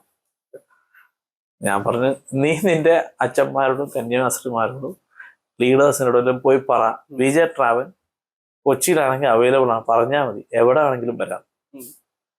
അതിന്റെ ഭാഗമായിട്ട് 425 പേര് വരുന്ന രജിസ്ട്രേഷനുള്ള ഒരു യൂത്ത് മീറ്റിംഗ് ഒരു അച്ഛൻ നടത്തും. ഞാൻ എൻ്റെ അടുത്ത് പറഞ്ഞ, ചേട്ടൻ വരുമോ? തീർച്ചയായിട്ടും വരും. അങ്ങനെ ഞാനും എൻ്റെ മോനും ഒരു കീബോർഡിസ്റ്റും കൂടെ പോയി. ഞങ്ങൾ അവിടെ ചെന്ന് കഴിഞ്ഞപ്പോഴേക്കും ഇതാണ് ബോക്സിൽ നിന്ന് ഔട്ടാവുന്നത്. ഓക്കെ, ഞാൻ അവിടെ ചെന്ന് കഴിഞ്ഞപ്പോഴേക്കും അവിടെ ഥാർ എന്ന് പറഞ്ഞൊരു വണ്ടി കിടക്കും, കാർ. അപ്പോൾ നമുക്കൊക്കെ ഇച്ചിരി വണ്ടിയോടൊക്കെ ഇഷ്ടമുള്ള ആളായിരുന്നു. ഞാനിങ്ങനെ കാറിൻ്റെ ഇത് ചുറ്റുമൊക്കെ ഇങ്ങനെ നടന്നു. അതിൽ എഴുതി വെച്ചേക്കുന്നു, എൻ്റെ ചങ്കായ ക്രിസ്തു. വാ, എനിക്കിഷ്ടപ്പെട്ടു. ഞാൻ അവിടെ ഇങ്ങനെ ഇത് ആരെഴുതി. അങ്ങനെ നിൽക്കുമ്പോൾ ഈ അച്ഛൻ ഓടി വന്ന് എന്നെ കണ്ടപ്പോൾ വന്ന് കെട്ടിപ്പിടിച്ച് ഉമ്മയൊക്കെ തന്നിട്ട് പുള്ളി ചോദിച്ച ഒരു ചോദ്യമാണ്, 2 പാട്ട് പാടുമോ, ഒരു സാക്ഷ്യം പറയുമോ? എൻ്റെ മീറ്റിംഗാണ്, 5 മണിക്ക് തുടങ്ങും, 9 മണി വരെ ഉണ്ട്, സമയം എത്ര വേണേലും എടുത്തു. എൻ്റെ ഇവിടുത്തെ പിള്ളേരെ പള്ളിയിൽ ഒന്ന് കൊണ്ടുവരാൻ ഞാൻ ശ്രമിക്കുന്നതിന് ഭാഗമായിട്ട് ചെയ്യുന്ന ഒരു മിനിസ്ട്രിയാണ്. ഇവർക്ക് യേശുവിനെ കൊടുക്കും.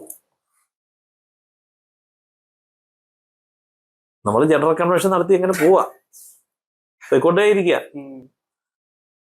പല ജനറൽ കൺവെൻഷനിൽ യേശുവേ ഇല്ല. യേശുവിന്റെ നാമമുണ്ട്, വചനമുണ്ട്, പ്രസംഗമുണ്ട്, പാട്ടുണ്ട്, ജനമുണ്ട്, എല്ലാവരും ഉണ്ട്. പക്ഷെ നമുക്ക് കിട്ടുന്നില്ല. നമ്മളാണ് ഇവർക്ക് കൊടുക്കേണ്ടത്. നമ്മളിലൂടെ വേണം യേശുവിനെ മറ്റുള്ളവർക്ക് കൊടുക്കാനായിട്ട്. അതിനുവേണ്ടി യേശുവിന്റെ പത്രമായിട്ട് നമ്മളെ വിളിച്ചേക്കാം. പക്ഷെ നമുക്ക് പ്രദർശിപ്പിക്കാൻ അധികാരവും ജ്ഞാനവും ഡിഗ്രിയും സ്ഥാനവും മാത്രമേ ഉള്ളൂ. അതുകൊണ്ട് അല്ലെങ്കിൽ കഴിവുകളും മ്യൂസിക്കും ഒക്കെ ഉള്ളൂ. അതുകൊണ്ട് എന്ത് പറ്റുമെന്ന് പറഞ്ഞാൽ യേശുവിനെ കൊടുക്കാൻ പറ്റുന്നില്ല. എന്നെ വളരെ ആഴത്തിൽ ചിന്തിപ്പിച്ച ഒരു സംഭവമാണ് ഇത്. ഇവർക്ക് യേശുവിനെ കൊടുക്കും. ഇപ്പൊ ഞാൻ നോക്കിയപ്പോ അവിടെ 425 പിള്ളേരുണ്ട്. അവിടുത്തെ രീതി സിനിമ പാട്ട് വെക്കും, ഡാൻസ് കളിക്കും, കുറച്ച് പേര് പാട്ട് പാടും, ഡാൻസ് കളിക്കും. കുറെ കഴിഞ്ഞപ്പോഴേ ഈ അച്ഛൻ തന്നെ വന്നിട്ട് പെട്ടെന്ന് പറഞ്ഞു, കുറെ നേരമായല്ലോ പാട്ട് പാടുന്നു, കുറെ നേരമായല്ലോ ഡാൻസ് കളിക്കും, ഇനി എല്ലാവരും എഴുന്നേറ്റ് നിന്ന് കണ്ണടച്ച് നിന്ന് ഞാൻ നിങ്ങൾക്ക് വേണ്ടി പ്രാർത്ഥിക്കാൻ പോവാം. നിങ്ങൾ ദൈവത്തിന്റെ ശബ്ദം കേൾക്കണം. ഞാൻ വന്നിട്ട് ഇപ്പൊ ചോദിക്കും, നിങ്ങളുടെ അടുത്തെല്ലാം വരും, ദൈവം എന്ത് നിങ്ങളോട് സംസാരിച്ചു? എല്ലാവരും എഴുന്നേറ്റ് നിന്നു. എല്ലാവരുടെ അടുത്തേക്ക് അച്ഛൻ ഓടിപ്പോകുന്ന കണ്ടു.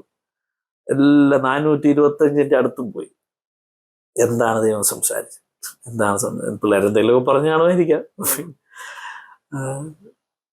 തിരിച്ചു വന്നിട്ട് എൻ്റെ അടുത്ത് ചെവിയിൽ പറഞ്ഞു, ആ പുറകെ നിൽക്കുന്ന ഒരു 60 എണ്ണം ഉണ്ടല്ലോ, അടിച്ച് ഫിറ്റായിട്ട് നിൽക്കുക.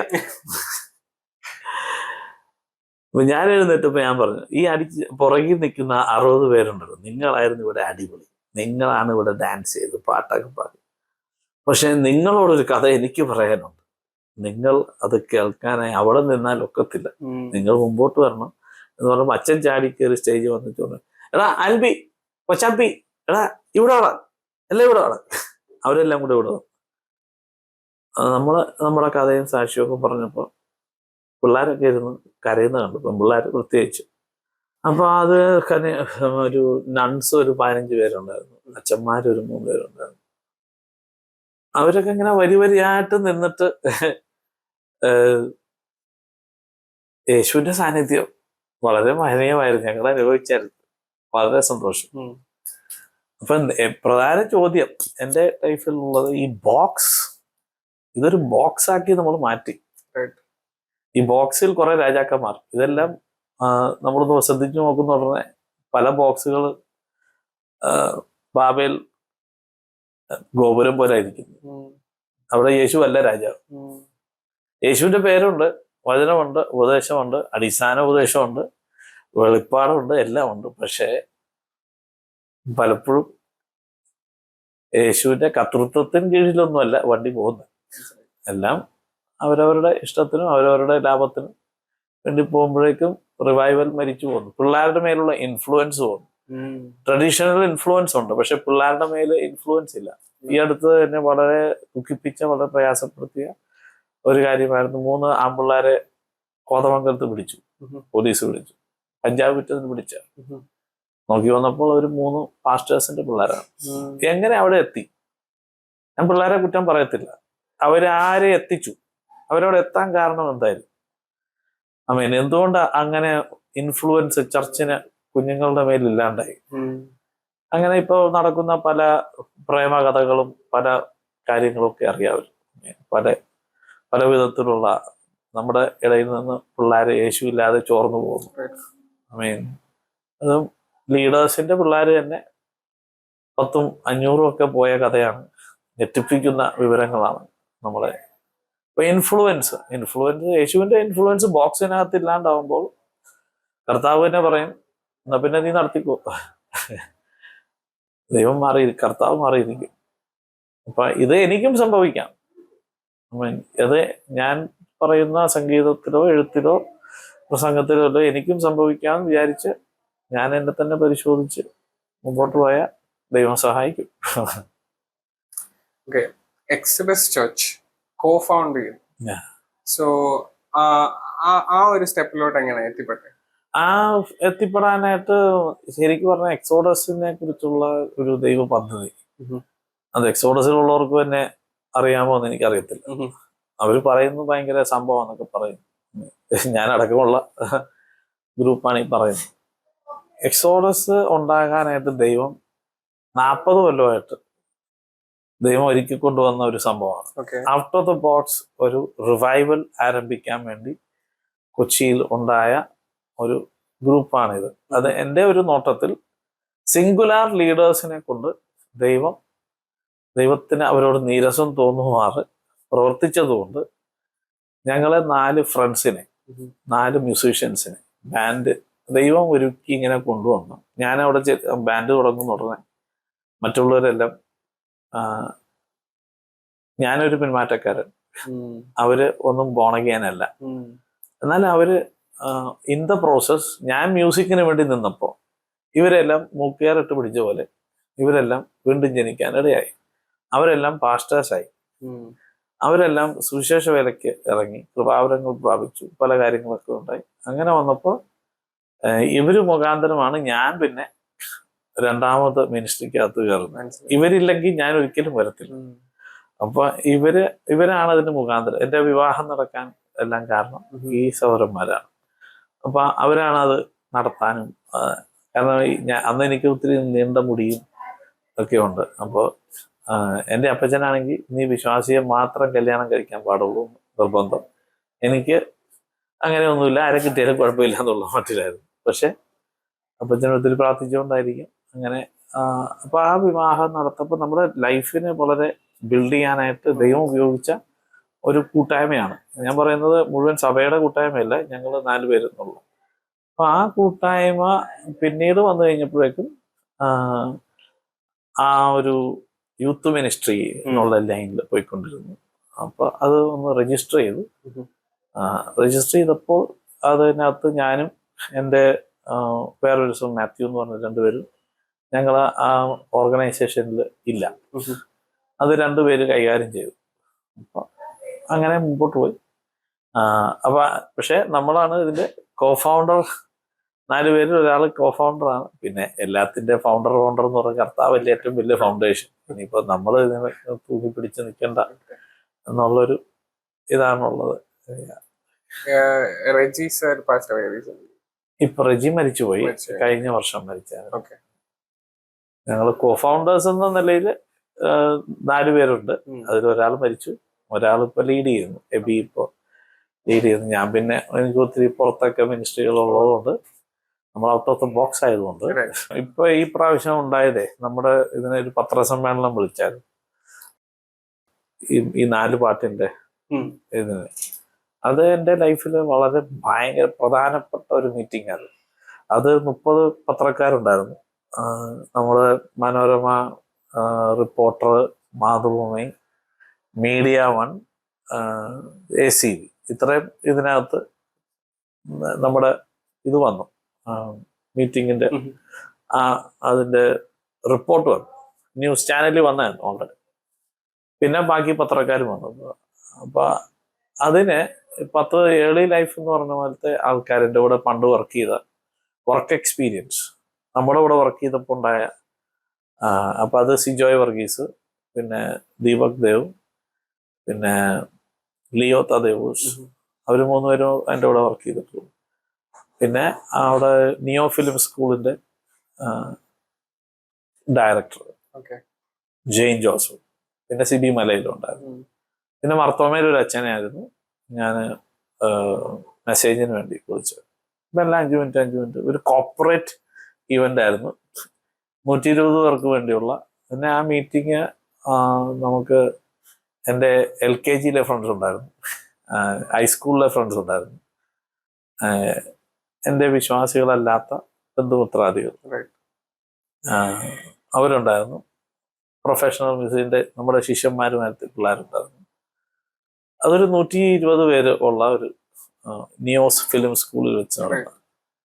അപ്പൊ അതിനകത്ത് ഉണ്ടായ ഒരു സംഭവം എന്ന് വെച്ച് കഴിഞ്ഞാൽ ഈ പഴയ നമ്മുടെ കൂടെ വർക്ക് ചെയ്തവര് നമ്മളെ കുറിച്ച് എന്തെങ്കിലുമൊക്കെ പറയണം. പക്ഷെ അവര് ദീപക് ദേവ് അടക്കം പറഞ്ഞത് യേശുവിനെ ഉയർത്തി പറയാനിടയായി. നമ്മൾ അവരുടെ കൂടെ വർക്ക് ചെയ്തപ്പോൾ അവരെ എങ്ങനെ ഇമ്പാക്ട് ചെയ്തു, അവരുടെ കണ്ണുകൾ എങ്ങനെ തുറന്നു. അവര് വിചാരിച്ചു എൻ്റെ കിളി പോയതാണ് നല്ല പ്രൊഫഷണൽ നിൽക്കുമ്പോൾ അതിനു വേണ്ടി. പക്ഷെ ഇപ്പൊ ഈ വീഡിയോ ഒക്കെ കണ്ടിട്ട് അവർ പറഞ്ഞു ഇത് നമ്മളെയൊക്കെ ഒന്ന് കുത്തുന്ന പോലെയാണ്. നമ്മളൊന്നും കാര്യമായിട്ട് ഒന്നും ചെയ്തിട്ടില്ല, പക്ഷെ ബിജുവിനെ അത് ചെയ്യാൻ ദൈവം സഹായിച്ചു. അപ്പൊ അച്ഛൻ ഒന്ന് സംസാരിച്ചപ്പോഴും വളരെ ബ്യൂട്ടിഫുള്ളായി. അച്ഛൻ എറണാകുളത്ത് ജോൺ ജോസഫ് അച്ഛൻ ആണ് എറണാകുളത്ത് നമ്മുടെ ഇത് നടത്തിയത്, ഹിൽ സോങ്ങിന്റെ മീറ്റിംഗ് നടത്തി. അപ്പൊ അച്ഛൻ അത് മർത്തോമപ്പള്ളിയിൽ ആണ്, അത് കളമശ്ശേരി മർത്തോമപ്പള്ളിയാണ് നടത്തിയത്. പക്ഷെ അത് ഭയങ്കരമായിട്ട് 6 മാസം ഭയങ്കരമായിട്ട് പ്രാർത്ഥനയിൽ ആണ് അത് നടത്തിയത്. അപ്പൊ അതിന്റെ ഗുണം ആ മീറ്റിങ്ങിൽ കണ്ടായിരുന്നു.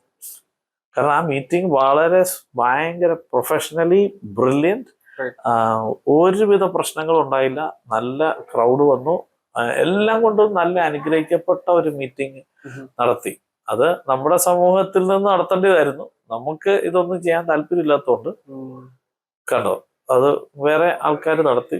അപ്പൊ അതിനകത്ത് അന്ന് അവിടെ വെച്ച് അച്ഛനെ പരിചയപ്പെട്ടായിരുന്നു.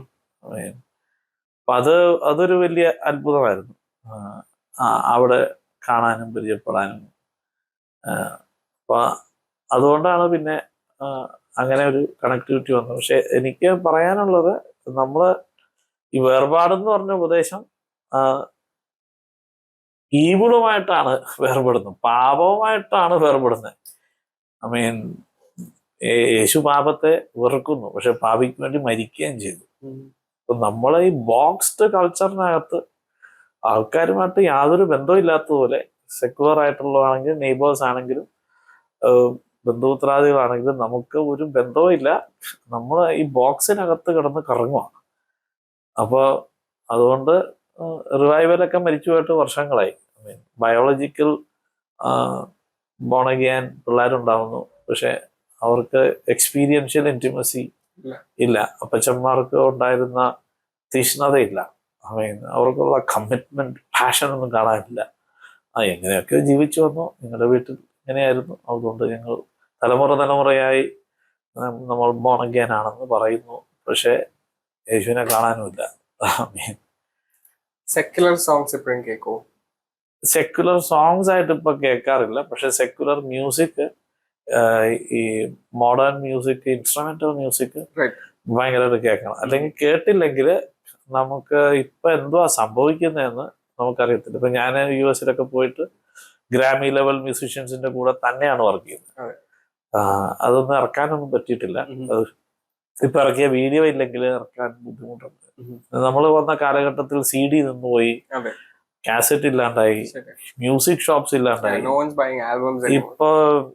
ഇപ്പൊ എല്ലാം സിംഗിളുകളുടെ ഒരു രാജ്യമാണ്. അപ്പൊ സിംഗിളുകളുടെ ഒക്കെ ഇറക്കുമ്പോൾ ഒരു ബുദ്ധിമുട്ട് എന്ന് പറഞ്ഞാൽ, ഒരു ആൽബം ഇറക്കുമ്പോഴാണ് ആർട്ടിസ്റ്റിന്റെ ഹൃദയം ഇറക്കി വെക്കാൻ പറ്റും. ഒരു പാട്ട് ഇറക്കുമ്പോൾ ഒരു സ്റ്റൈൽ ഇറക്കുന്നു, ഒരു സീസൺ ഇറക്കുന്നു, അങ്ങനെ ആയിപ്പോവും. പക്ഷെ ഒരു ആൽബം ഇറക്കുമ്പോഴേക്കും ഓക്കെ 6/8 ഒരു പാട്ട്, 3/4 ഇറങ്ങണം, 4/4 ഇറങ്ങണം, 5/8 ഇറങ്ങണം, 6/8 ഇറങ്ങണം, അങ്ങനെയൊക്കെ പറഞ്ഞ് ഇങ്ങനെ നോക്കി 7/8 ഇറങ്ങണം. നമ്മൾ ഭയങ്കര ശ്രദ്ധിച്ചാണ് എഴുതുന്നത്. ഇത് ആരാധന ഗീതം, ഇത് സ്തുതി ഗീതം, ഇത് ആനന്ദമുളവാക്കുന്ന ഗീതം, അല്ലെങ്കിൽ അങ്ങനെ ഇത് വേഗത്തിലുള്ള സ്പീഡ് കൂടിയ ഒരു പാട്ട്, ഇത് സ്ലോയിലൊരു പാട്ട്. Full comprehensive. അതിന് ഭയങ്കര ലൈഫുണ്ട്, അതിന് ഹാർട്ടുണ്ട്. അപ്പൊ അത് നമുക്ക് അതിപ്പോ മിസ്സാവും. പിന്നെ അതിപ്പോ സ്പോട്ടിഫൈ എന്നൊക്കെ പറയുന്ന വെസ്റ്റേൺ വേൾഡില് ഇപ്പൊ CD ഇല്ലെങ്കിലും കുഴപ്പമില്ലാന്നുള്ള മട്ടി വന്നു. പക്ഷെ നമ്മുടെ ഇവിടെയൊക്കെ ആൾക്കാർ മനസ്സിലാക്കി വരുന്നേ ഉള്ളൂ. പക്ഷെ അപ്പോഴേക്കും അത് സിസ്റ്റം എല്ലാം മാറി. അതുകൊണ്ട് ഇതിന്റെ ബുദ്ധിമുട്ട് പെട്രോണേജ് ഉണ്ടാവുന്നില്ല. കാരണം ആർക്കും ഇപ്പൊ AI പാട്ടുണ്ടാക്കുന്നു, AI പാട്ട് പാടും. അപ്പൊ നമ്മള് AI ഇപ്പൊ ഞാനൊരു പാട്ട് എഴുതിയാൽ എനിക്ക് ഏതൊക്കെ സ്റ്റൈലിലാണ് ഇത് നന്നായിട്ട് പാടി കേൾക്കാൻ പറ്റുന്നത്, അല്ലെങ്കിൽ ഇപ്പൊ ഈ പദങ്ങൾ പാടുന്ന ഉടനെ അതിന്റെ കമ്മ്യൂണിക്കേഷൻ വ്യത്യാസമുണ്ട്. അപ്പൊ പദങ്ങൾ വേറെ ആൾക്കാർ പാടുമ്പോ നമുക്ക് മനസ്സിലാവും ഇത് മാറ്റണം, ഇത് ശരിയല്ല. അങ്ങനെ കേൾക്കാനൊക്കെ ഇപ്പൊ AI കൊടുത്തു കഴിഞ്ഞാൽ AI ഒരു 10 സ്റ്റൈലിൽ അപ്പം തന്നെ കാണിച്ചു തരും. അപ്പൊ നമുക്ക് കേൾക്കാം. നമ്മുടെ പാട്ടിന്റെ ശുഷ്കതയൊക്കെ വേഗം വെളിപ്പെടും, വേഗം കറക്റ്റ് ചെയ്യാം. ഐ മീൻ അതിനുവേണ്ടി ഉപയോഗിക്കാം. പക്ഷെ അപ്പോഴും ഒരു പാട്ടെന്ന് പറഞ്ഞാൽ it is giving birth. I mean it is ഒരു ടൈംലെസ് ആയ ഒരു കർത്താവിനെ കുറിച്ചാണ്, ഇറ്റേണിറ്റി, കിങ് ഓഫ് ഇറ്റേണിറ്റിയെ കുറിച്ചാണ് പാടുന്നത്. അപ്പൊ പാട്ടും ഇറ്റേണൽ ആയിരിക്കണം, അല്ലെങ്കിൽ അതിന്റെ ഉദ്ദേശമെങ്കിലും. എല്ലാ പാട്ടും ടൈംലെസ് ആയിട്ട് എഴുതാൻ പറ്റാറില്ല. എല്ലാ പാട്ടും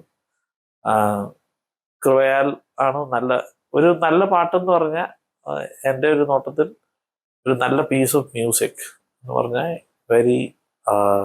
അതൊരു അത്ഭുതം തന്നെയാണ്. സ്വയമായി എഴുതി കമ്പോസ് ചെയ്ത സോങ്സ് അല്ലാതെ വേറെ പല കവറുകൾ ചെയ്തിട്ടില്ലേ? അപ്പം ഞാനൊരു പാട്ട് കേട്ടത് കൊച്ചു നിർദ്ദേശിയുടെ എന്റെ സമ്പത്ത്. സോ ആ പാട്ട് എനിക്ക് ആദ്യം കേട്ടപ്പോൾ it was very difficult to process, because അതിൻ്റെതായ ഒരു ട്യൂണും ശൈലിയും നമ്മൾ ആ ഒരു പഴയ ട്രഡീഷണൽ സെറ്റിംഗിൽ ഇരുന്ന് ആ പാട്ട് കേട്ടതല്ലാതെ ഒരിക്കലും ആ ഒരു വിത്ത് ഹെവി ബാക്ക്ഗ്രൗണ്ട് മ്യൂസിക്കൽ ഇൻസ്ട്രുമെന്റ്സ്, അപ്പം അതും അതിന്റെ ട്യൂണിൽ തന്നെ ഒരു ചേഞ്ച് ഉണ്ട്. അപ്പം ആദ്യമായിട്ട് ആ പാട്ട് കേട്ടപ്പോൾ അത് അക്സെപ്റ്റ് ചെയ്യാൻ വളരെ ബുദ്ധിമുട്ട് തോന്നി. പക്ഷെ the more I listen to it, it's like an 8-minute track, right? അപ്പം അതിൻ്റെ അകത്ത് അതിന്റെ ആ ഒരു സോൾ, ആ പാട്ടിന്റെ ഒരു സോളിന് കളയാതെ തന്നെ അതിനെ ഡിഫറെന്റ് ആയിട്ട് രീതിയിൽ പ്രസന്റ് ചെയ്യാൻ പറ്റി. അപ്പം അതുപോലെ എത്ര കവറുകൾ ചെയ്തിട്ടുണ്ട്?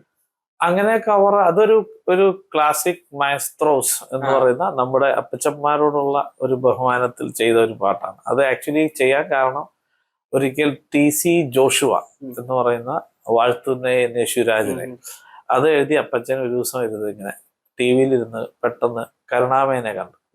പെട്ടെന്ന് മകനെ വിളിച്ചിട്ട് പറഞ്ഞു, പുള്ളി ഒത്തിരി പ്രായമുണ്ട്. അപ്പച്ചൻ പറഞ്ഞു, എനിക്ക് ഇയാളെ കാണണമെന്ന്, എനിക്ക് ഇയാളെ കാണും. അപ്പൊ തന്നെ പുള്ളി എന്നെ വിളിച്ചിട്ട് പറഞ്ഞു, എന്റെ അപ്പച്ചനാണ് ഈ പാട്ട് എഴുതിയത്, എനിക്ക് പാട്ട് അറിയത്തില്ലായിരുന്നു. അപ്പൊ പക്ഷെ അപ്പച്ചൻ പറഞ്ഞു, ട്രാവനെ കാണും. ഞാൻ പറഞ്ഞു, എപ്പോ വന്നെന്ന് പറഞ്ഞു.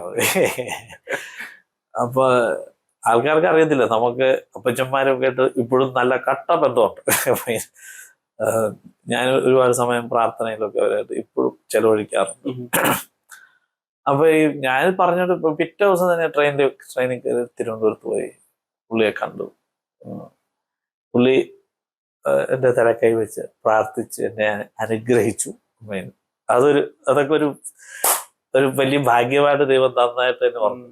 കാരണം അത് കഴിഞ്ഞ് 6 മാസം കഴിഞ്ഞ് അപ്പച്ചൻ മരിച്ചുപോയി. അപ്പൊ ആ പഴയ തലമുറ മുഴുവൻ വന്ന് നിന്ന പോലെ എനിക്ക് തോന്നി.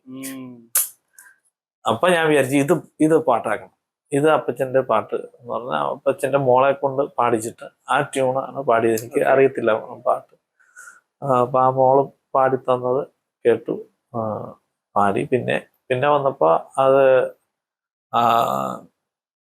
അതിന്റെ ലോഞ്ചിനെ അപ്പച്ചനെ വിളിച്ചായിരുന്നു. അപ്പച്ചനെ യാത്ര ചെയ്യാൻ വയ്യാത്ത ആളാണ്. അപ്പൊ ട്രാവലിന്റെ CD ലോഞ്ചിന് അപ്പച്ചനെ വിളിക്കുന്നു, പോണോന്ന് ചോദിച്ചാൽ പോണോ എന്ന് പറഞ്ഞു. ഞാൻ പിന്നെ എൻ്റെ ഒരു ഫ്രണ്ടിന്റെ ഒരു ഇന്നോവയൊക്കെ കൊടുത്ത് അവിടെ നിന്ന് തിരുവനന്തപുരത്ത് നിന്ന് എറണാകുളത്ത് വന്ന ഇതിന് ഇപ്പൊ അദ്ദേഹം പറഞ്ഞത്, സ്റ്റേജിൽ നിന്നപ്പോ പറഞ്ഞത്, നിങ്ങൾ ഇത്രയും ചെറുപ്പക്കാരിവിടെ ഇരിക്കുമ്പോൾ ഞാനും ചെറുപ്പമായി വരും, അതുകൊണ്ട് ഞാനൊന്ന് പാടട്ടെ. അങ്ങനെ അപ്പച്ചനൊരു പാഴ്ത്തുന്നേന്നൊന്ന് പാടി. It was amazing. അത് നമ്മൾ ഈ പറഞ്ഞ എല്ലാ കുന്ത്രാണ്ടി ഇട്ടിട്ട് മോഡേണൈസ് ചെയ്തിട്ടൊന്നും അതൊന്നും അതിന്റെ 7 അയിലത്ത് വന്നില്ല. അത് ആ ഓത്തർ തന്നെ നിന്നിട്ട് പുള്ളിക്ക് ഉള്ള ശബ്ദത്തിൽ വാഴ്ത്തുന്നേ യേശുരാജൻ എന്ന് പാടിയപ്പോഴേക്കും എല്ലാവരും എഴുന്നേറ്റ് സ്റ്റാൻഡിങ് ഓവേഷൻ ആയിരുന്നു. അപ്പൊ അത് ആൾക്കാർക്ക് അറിയത്തില്ല നമുക്ക് ഇങ്ങനത്തെ ബന്ധങ്ങളൊക്കെ ഉള്ളത്. അപ്പൊ ഞാൻ വിചാരിച്ചത് ആ പാട്ട് അതൊക്കെ ഒരായുസ് മുഴുവൻ കേൾക്കാനും പാടാനും ടൈംലെസ് സോങ്സ് ആണ് അതൊക്കെ. നമ്മൾ വിചാരിക്കും ഇത് വളരെ എളുപ്പമാണെന്നായിരിക്കും. എളുപ്പമല്ല. അല്ല. It is tough. It's a tough song. അപ്പച്ചൻ്റെ റൈറ്റിങ് ക്ലാസിക് റൈറ്റിംഗ് ആണ്. ഭയങ്കര ബ്യൂട്ടിഫുൾ ആണ്. ഭയങ്കര ഒത്തിരി കാര്യങ്ങൾ അതിനകത്തുണ്ട്. അപ്പം ഭയങ്കര സംഗീതം പഠിച്ച ആളോ, ഭയങ്കര എഴുത്ത് പഠിച്ച ആളോ, ഭയങ്കര ലിറ്ററേച്ചർ, അതൊന്നുമല്ല. ഇത് ഒരു റെവലേഷനാണ്. അത് അകത്തുണ്ടായ ഭക്തിയിൽ നിന്ന് രൂപം കൊണ്ട ഒരു സംഭവമാണ്. അപ്പൊ എല്ലാ പാട്ടിനകത്തും നല്ല പാട്ടുകൾ എല്ലാം ഒരു 1-to-1 കമ്മ്യൂണിക്കേഷനാണ്. നമ്മുടെ ഇവിടുത്തെ കേരളത്തിന്റെ ഒരു ക്ലാസിക് രീതിയാണ് സോപാനം എന്ന് പറയുന്നത്. സോപാനം എന്ന് പറഞ്ഞു കഴിഞ്ഞാൽ കർണാട്ടിക്, ഹിന്ദുസ്ഥാനിയൊക്കെ പോലെ തന്നെ കേരളത്തിന്റെയാണ്. പക്ഷെ സോപാനമാണ് മറ്റ് ക്ലാസിക് ഫോംസിനെ കാട്ടി സിംഗിങ് വരുന്ന ഉടനെ സോപാനമാണ് സുപ്പീരിയർ. കാരണം ഒരു ഡിയറ്റിയോട് ഡിവോട്ടി ഡയറക്റ്റ് പാടുന്നു. ഓഡിയൻസ് അവന്റെ ദൈവമാണ്. അപ്പൊ ആർട്ട് ഫോമിനകത്ത് ഇത് ഭയങ്കര മൂല്യമാണ്. അപ്പൊ നമ്മളും പാടേണ്ടത്, നമ്മൾ പാടുന്നത് ഡയറക്റ്റ്. അതുകൊണ്ടാണ് യേശുവെ കോറസിൽ വേണമെന്ന് ഞാനൊക്കെ എപ്പോഴും പറയുന്നു. എന്ന് വെച്ചാൽ ഡയറക്റ്റ് കർത്താവ്, അതായത് direct worship. Vertical worship, horizontal worship എന്ന് പറയും. ഹൊറിസോണ്ടൽ വർഷിപ്പ് ആൾക്കാരോട് കർത്താവിനെ ആരാധിക്കാൻ ആഹ്വാനം ചെയ്യുന്നതാണ്. അപ്പൊ അതിനകത്തെ ഒരു പ്രധാന ആഹ്വാനമാണല്ലോ എന്മനമേ യഹോവയെ വാഴ്ത്തുക, അവന്റെ ഉപകാരങ്ങളൊന്നും മറക്കരുത്. ഞാൻ എന്നോട് തന്നെ പറഞ്ഞിട്ടാണ് ഞാൻ ആത്മാവ് കൊണ്ടും ബുദ്ധി കൊണ്ടും ഒക്കെ പാടുന്നത്. അപ്പൊ ആ ഡിറക്റ്റ് കണക്ഷൻ. അപ്പൊ നമ്മുടെ എല്ലാ മലയാളത്തിന്റെ എല്ലാ പാട്ടും, മലയാളത്തിലെ ഒരു സ്വീറ്റ് അവർ ഓഫ് പ്രയർ എന്ന് പറഞ്ഞ പാട്ടുണ്ട്. അത് നാഗൽ സാഹിബാണ് മലയാളത്തിൽ എഴുതിയത്. മലയാളത്തിൽ എഴുതിയതാണ് എന്റെ അനുഭവത്തിലും അഭിപ്രായത്തിലും ഇംഗ്ലീഷിനെ കാട്ടി സുപ്പീരിയർ. അത് സാഹിബ് അത് എങ്ങനെ എഴുതിയെന്ന് എനിക്ക് ഒരു പിടിയില്ല. അത്ര ഡീപ്പാണ്. അത് പാടിയ നമുക്ക് ഇംഗ്ലീഷ് പാടിയാൽ ചലിക്കുന്നതിനെക്കാട്ടിയും ഭയങ്കരമായിട്ട് നമ്മുടെ ഹൃദയം മലയാളം പാടിയ, മലയാളം അറിയാവുന്നവര്, അത് മലയാളം ഇംഗ്ലീഷ് അറിയാവുന്നവര് പാടി നോക്കിയാൽ അറിയാം മലയാളം സാഹിബ് എഴുതിയേക്കുന്നത് ഭയങ്കര സുപ്പീരിയറാണ്. അത് ഓരോ ഭാഷയ്ക്കൊക്കെ പ്രത്യേകതയുണ്ട്. ഓരോ ഭാഷകൾക്കൊരു പ്രത്യേകത. തമിഴിനുള്ള പ്രത്യേകത മലയാളത്തിനില്ല. അപ്പൊ അതുകൊണ്ടായിരിക്കാം ഒരുപക്ഷെ നമ്മൾ അന്യഭാഷയിൽ സംസാരിക്കേണ്ടി വരുന്നത്. ഈ ഒരു പർട്ടിക്കുലർ ഭാഷയ്ക്കും ദൈവ മഹത്വം പൂർണ്ണമായിട്ട് വിവരിക്കാൻ പറ്റുമെന്ന് തോന്നുന്നില്ല. അതുകൊണ്ടാണ് അവിടെ ഔട്ട് ഓഫ് ദ ബോക്സ് ആയിട്ട് ന്യൂ ടെസ്റ്റ്മെന്റ് വന്നപ്പോഴേക്കും ഹീബ്രുവിലല്ല മുഴുവൻ എഴുതിയത്. വേറൊരു ഭാഷയിൽ എഴുതിയിട്ടും ദൈവമഹത്വം തന്നെ വെളിപ്പെട്ടു. അല്ലെങ്കിൽ യഹൂദന്മാർ പറഞ്ഞേനെ ഇല്ല, കംപ്ലീറ്റ് ഹീബ്രു ആണെന്ന് പറഞ്ഞേനെ. അപ്പൊ അറാമിക്കും മറ്റതും എല്ലാം വെളിപ്പെട്ടു. ഭാഷകൾക്കും ഉണ്ട് ഓരോ പ്രത്യേകതകൾ. പുതിയ തലമുറയോട്, അതായത് youngsters who are interested in music or worshipping God, അവരോട് പറയാൻ പറ്റുന്ന ഏറ്റവും നല്ലൊരു അഡ്വൈസ്, അല്ലെങ്കിൽ how can they actually get close to God while not giving away to the world? ഇപ്പോഴത്തെ ഒരു വിഷയം എന്ന് പറഞ്ഞാൽ ഡിസ്ട്രാക്ഷൻ ആണ്. Basically people are distracted. ചർച്ചിനകത്തുള്ളവരും ഡിസ്ട്രാക്റ്റഡ് ആണ്, പുറത്തുള്ളവരും ഡിസ്ട്രാക്റ്റഡ് ആണ്. നമ്മൾ ഫോക്കസ്ഡ് ആയാൽ മാത്രമേ യേശുവിനെ നമുക്ക് വെളിപ്പെടുത്താൻ പറ്റത്തുള്ളൂ. പിന്നെ നമ്മൾ വിചാരിച്ചത് ഇതെല്ലാം പ്രസംഗത്തിൽ കൂടെ പാട്ടിൽ കൂടെ വെളിപ്പെടുത്താമെന്നാണ്.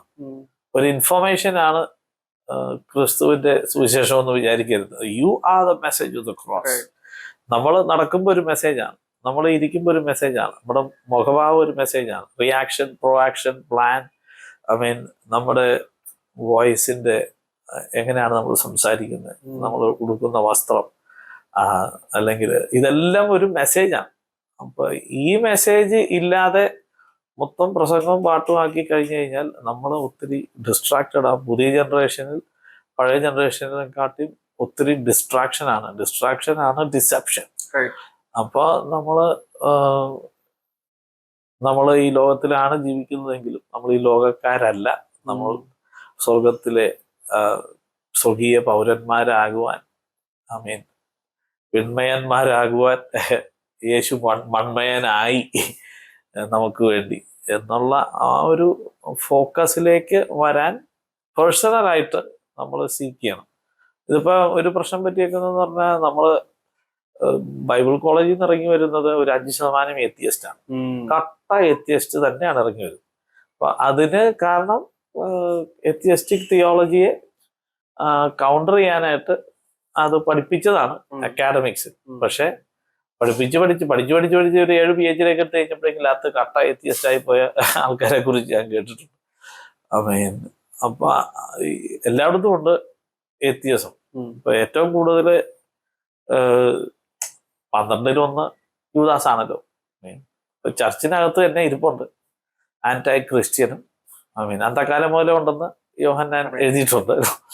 അപ്പൊ ആന്റൈ ക്രൈസ്റ്റ് ഒക്കെ അകത്ത് തന്നെ ഇരിപ്പുണ്ട്, എത്തിയസ്റ്റ് അകത്തിരിപ്പുണ്ട്, സൈറ്റാനിസ്റ്റ് അകത്തിരിപ്പുണ്ട്. അപ്പൊ ഈ മെന്റാലിറ്റി മാറണമെങ്കിൽ നമ്മൾ we need to seek God with all our heart. Our life is not dependent on the quality of life others are living. So focus, next generation, focus on Christ. പിന്നെ അപ്പച്ചന്മാരോട് പറയാനുള്ളത്, if you are Moses, then where is your Joshua? If you are Paul, who is your Timothy? Who is your Titus? Who is your Onesimus? അപ്പനാണെങ്കിൽ ജനിപ്പിക്കണം മക്കളെ. അതൊരു വലിയ ചാലഞ്ചാണ്.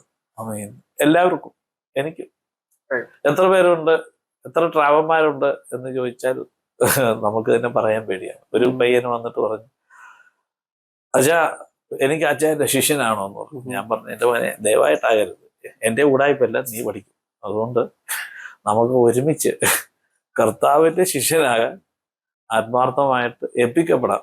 ദൈവം നമ്മളെ നയിക്കും. He is the leader. യേശുവിന്റെ ശിഷ്യനാകാം. പിന്നെ നമുക്ക് ഇൻഫ്ലുവൻസ് ചെയ്യാം. We can be an influence. അത് ദൈവം നമ്മൾ നിക്ഷേപിച്ച ഗുഡ്നെസ് വെച്ചിട്ട് മറ്റുള്ളവരെ ഇൻഫ്ലുവൻസ് ചെയ്യാം. പിന്നെ നമ്മൾ യേശുവിനെ പോലെ ആകാനായിട്ട് ഒരു ലൈഫ് മുഴുവൻ തന്നേക്കുവാണ്. അതിങ്ങനെ സമയമെടുക്കും. ഒരു ദിവസം കൊണ്ട്, ഒറ്റപ്രസംഗം കൊണ്ട് സ്നാനം വെക്കാൻ പറ്റും, പക്ഷെ ഒറ്റപ്രസംഗം കൊണ്ട് മാറാൻ പറ്റത്തില്ല. പക്ഷെ ഒറ്റപ്രസംഗം കൊണ്ട് യേശു പൗലോസിനെ ഒരു എൻകൗണ്ടറിൽ വെച്ച് പുതിയ സൃഷ്ടിയാക്കി മാറ്റി. പക്ഷെ വശീകരിച്ച് തന്നെ മരുഭൂമിയിൽ കൊണ്ടുപോയി അവിടെ ഇട്ട് നേരിട്ട് സംസാരിച്ച് ആ ഒരു സംസർഗത്തിലൂടെയാണ് പൗലോസ് ആയത്. അപ്പൊ ഒരു പ്രോസസ് ഉണ്ട്, നമുക്കെല്ലാം ഉണ്ട്. അതുകൊണ്ട് പുതിയ ജനറേഷനെയോ പഴയ ജനറേഷനെയോ എക്സാമ്പിൾ അല്ലാത്തവരെയോ ഒന്നും കണ്ട് ഡിസ്ട്രാക്റ്റഡ് ആകരുത്. It is your responsibility. There is freedom and our life is not dependent on the current culture and limits of the church. Yesu പുറത്തു വന്നയാളാണ്, ക്രൂശിക്കപ്പെട്ടു, മരിച്ചു. മതം ഒരു ബോക്സാണ് യേശുവിനെ കൊന്നത്, മതം. യഹൂദ മതമാണ് യേശുവിനെ ക്രൂശിച്ചത്. ഇപ്പോഴും കർത്താവായ യേശു ക്രിസ്തു ക്രൂശിക്കപ്പെടുന്ന അനുഭവത്തിൽ ജീവിക്കുന്നത്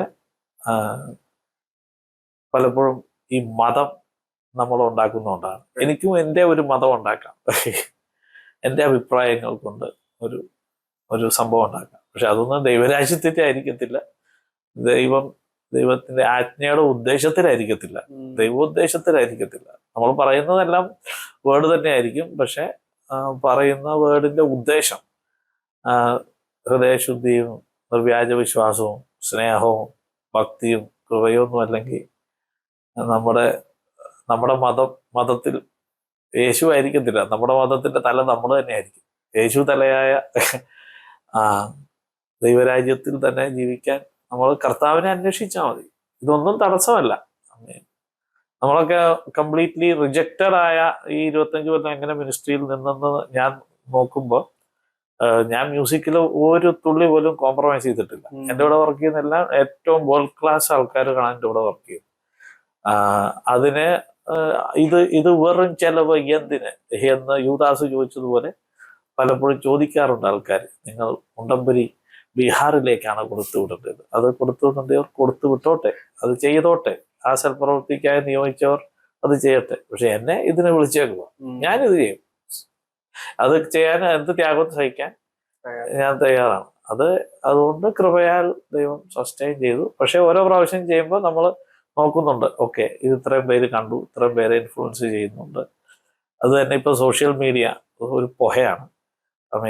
ഇപ്പൊ ഇത്രയും 10 ലക്ഷം പേര് കണ്ടു, മില്യൺ എന്ന് പറഞ്ഞു കഴിഞ്ഞാൽ മില്യൺ ആക്കണമെങ്കിൽ ഞാൻ ഇത്രയും പൈസ അങ്ങോട്ട് യൂട്യൂബിന് കൊടുത്തു കഴിഞ്ഞാൽ പിറ്റേ ദിവസം രാവിലെ ഒരു കോടി അല്ലെങ്കിൽ 10 ലക്ഷം പേര് കണ്ടു, 1 മില്യൺ ആൾക്കാർ കണ്ടു എന്ന് വരും.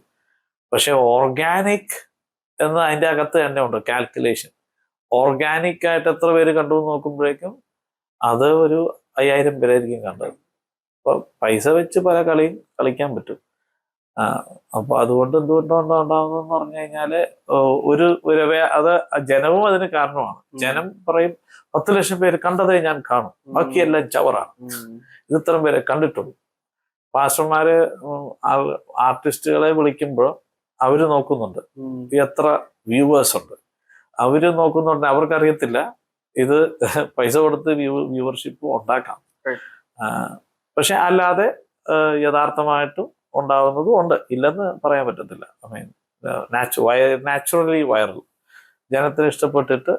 പക്ഷെ വൈറലായതെല്ലാം സ്പിരിച്വൽ ആണോ എന്ന് ചോദിച്ചാൽ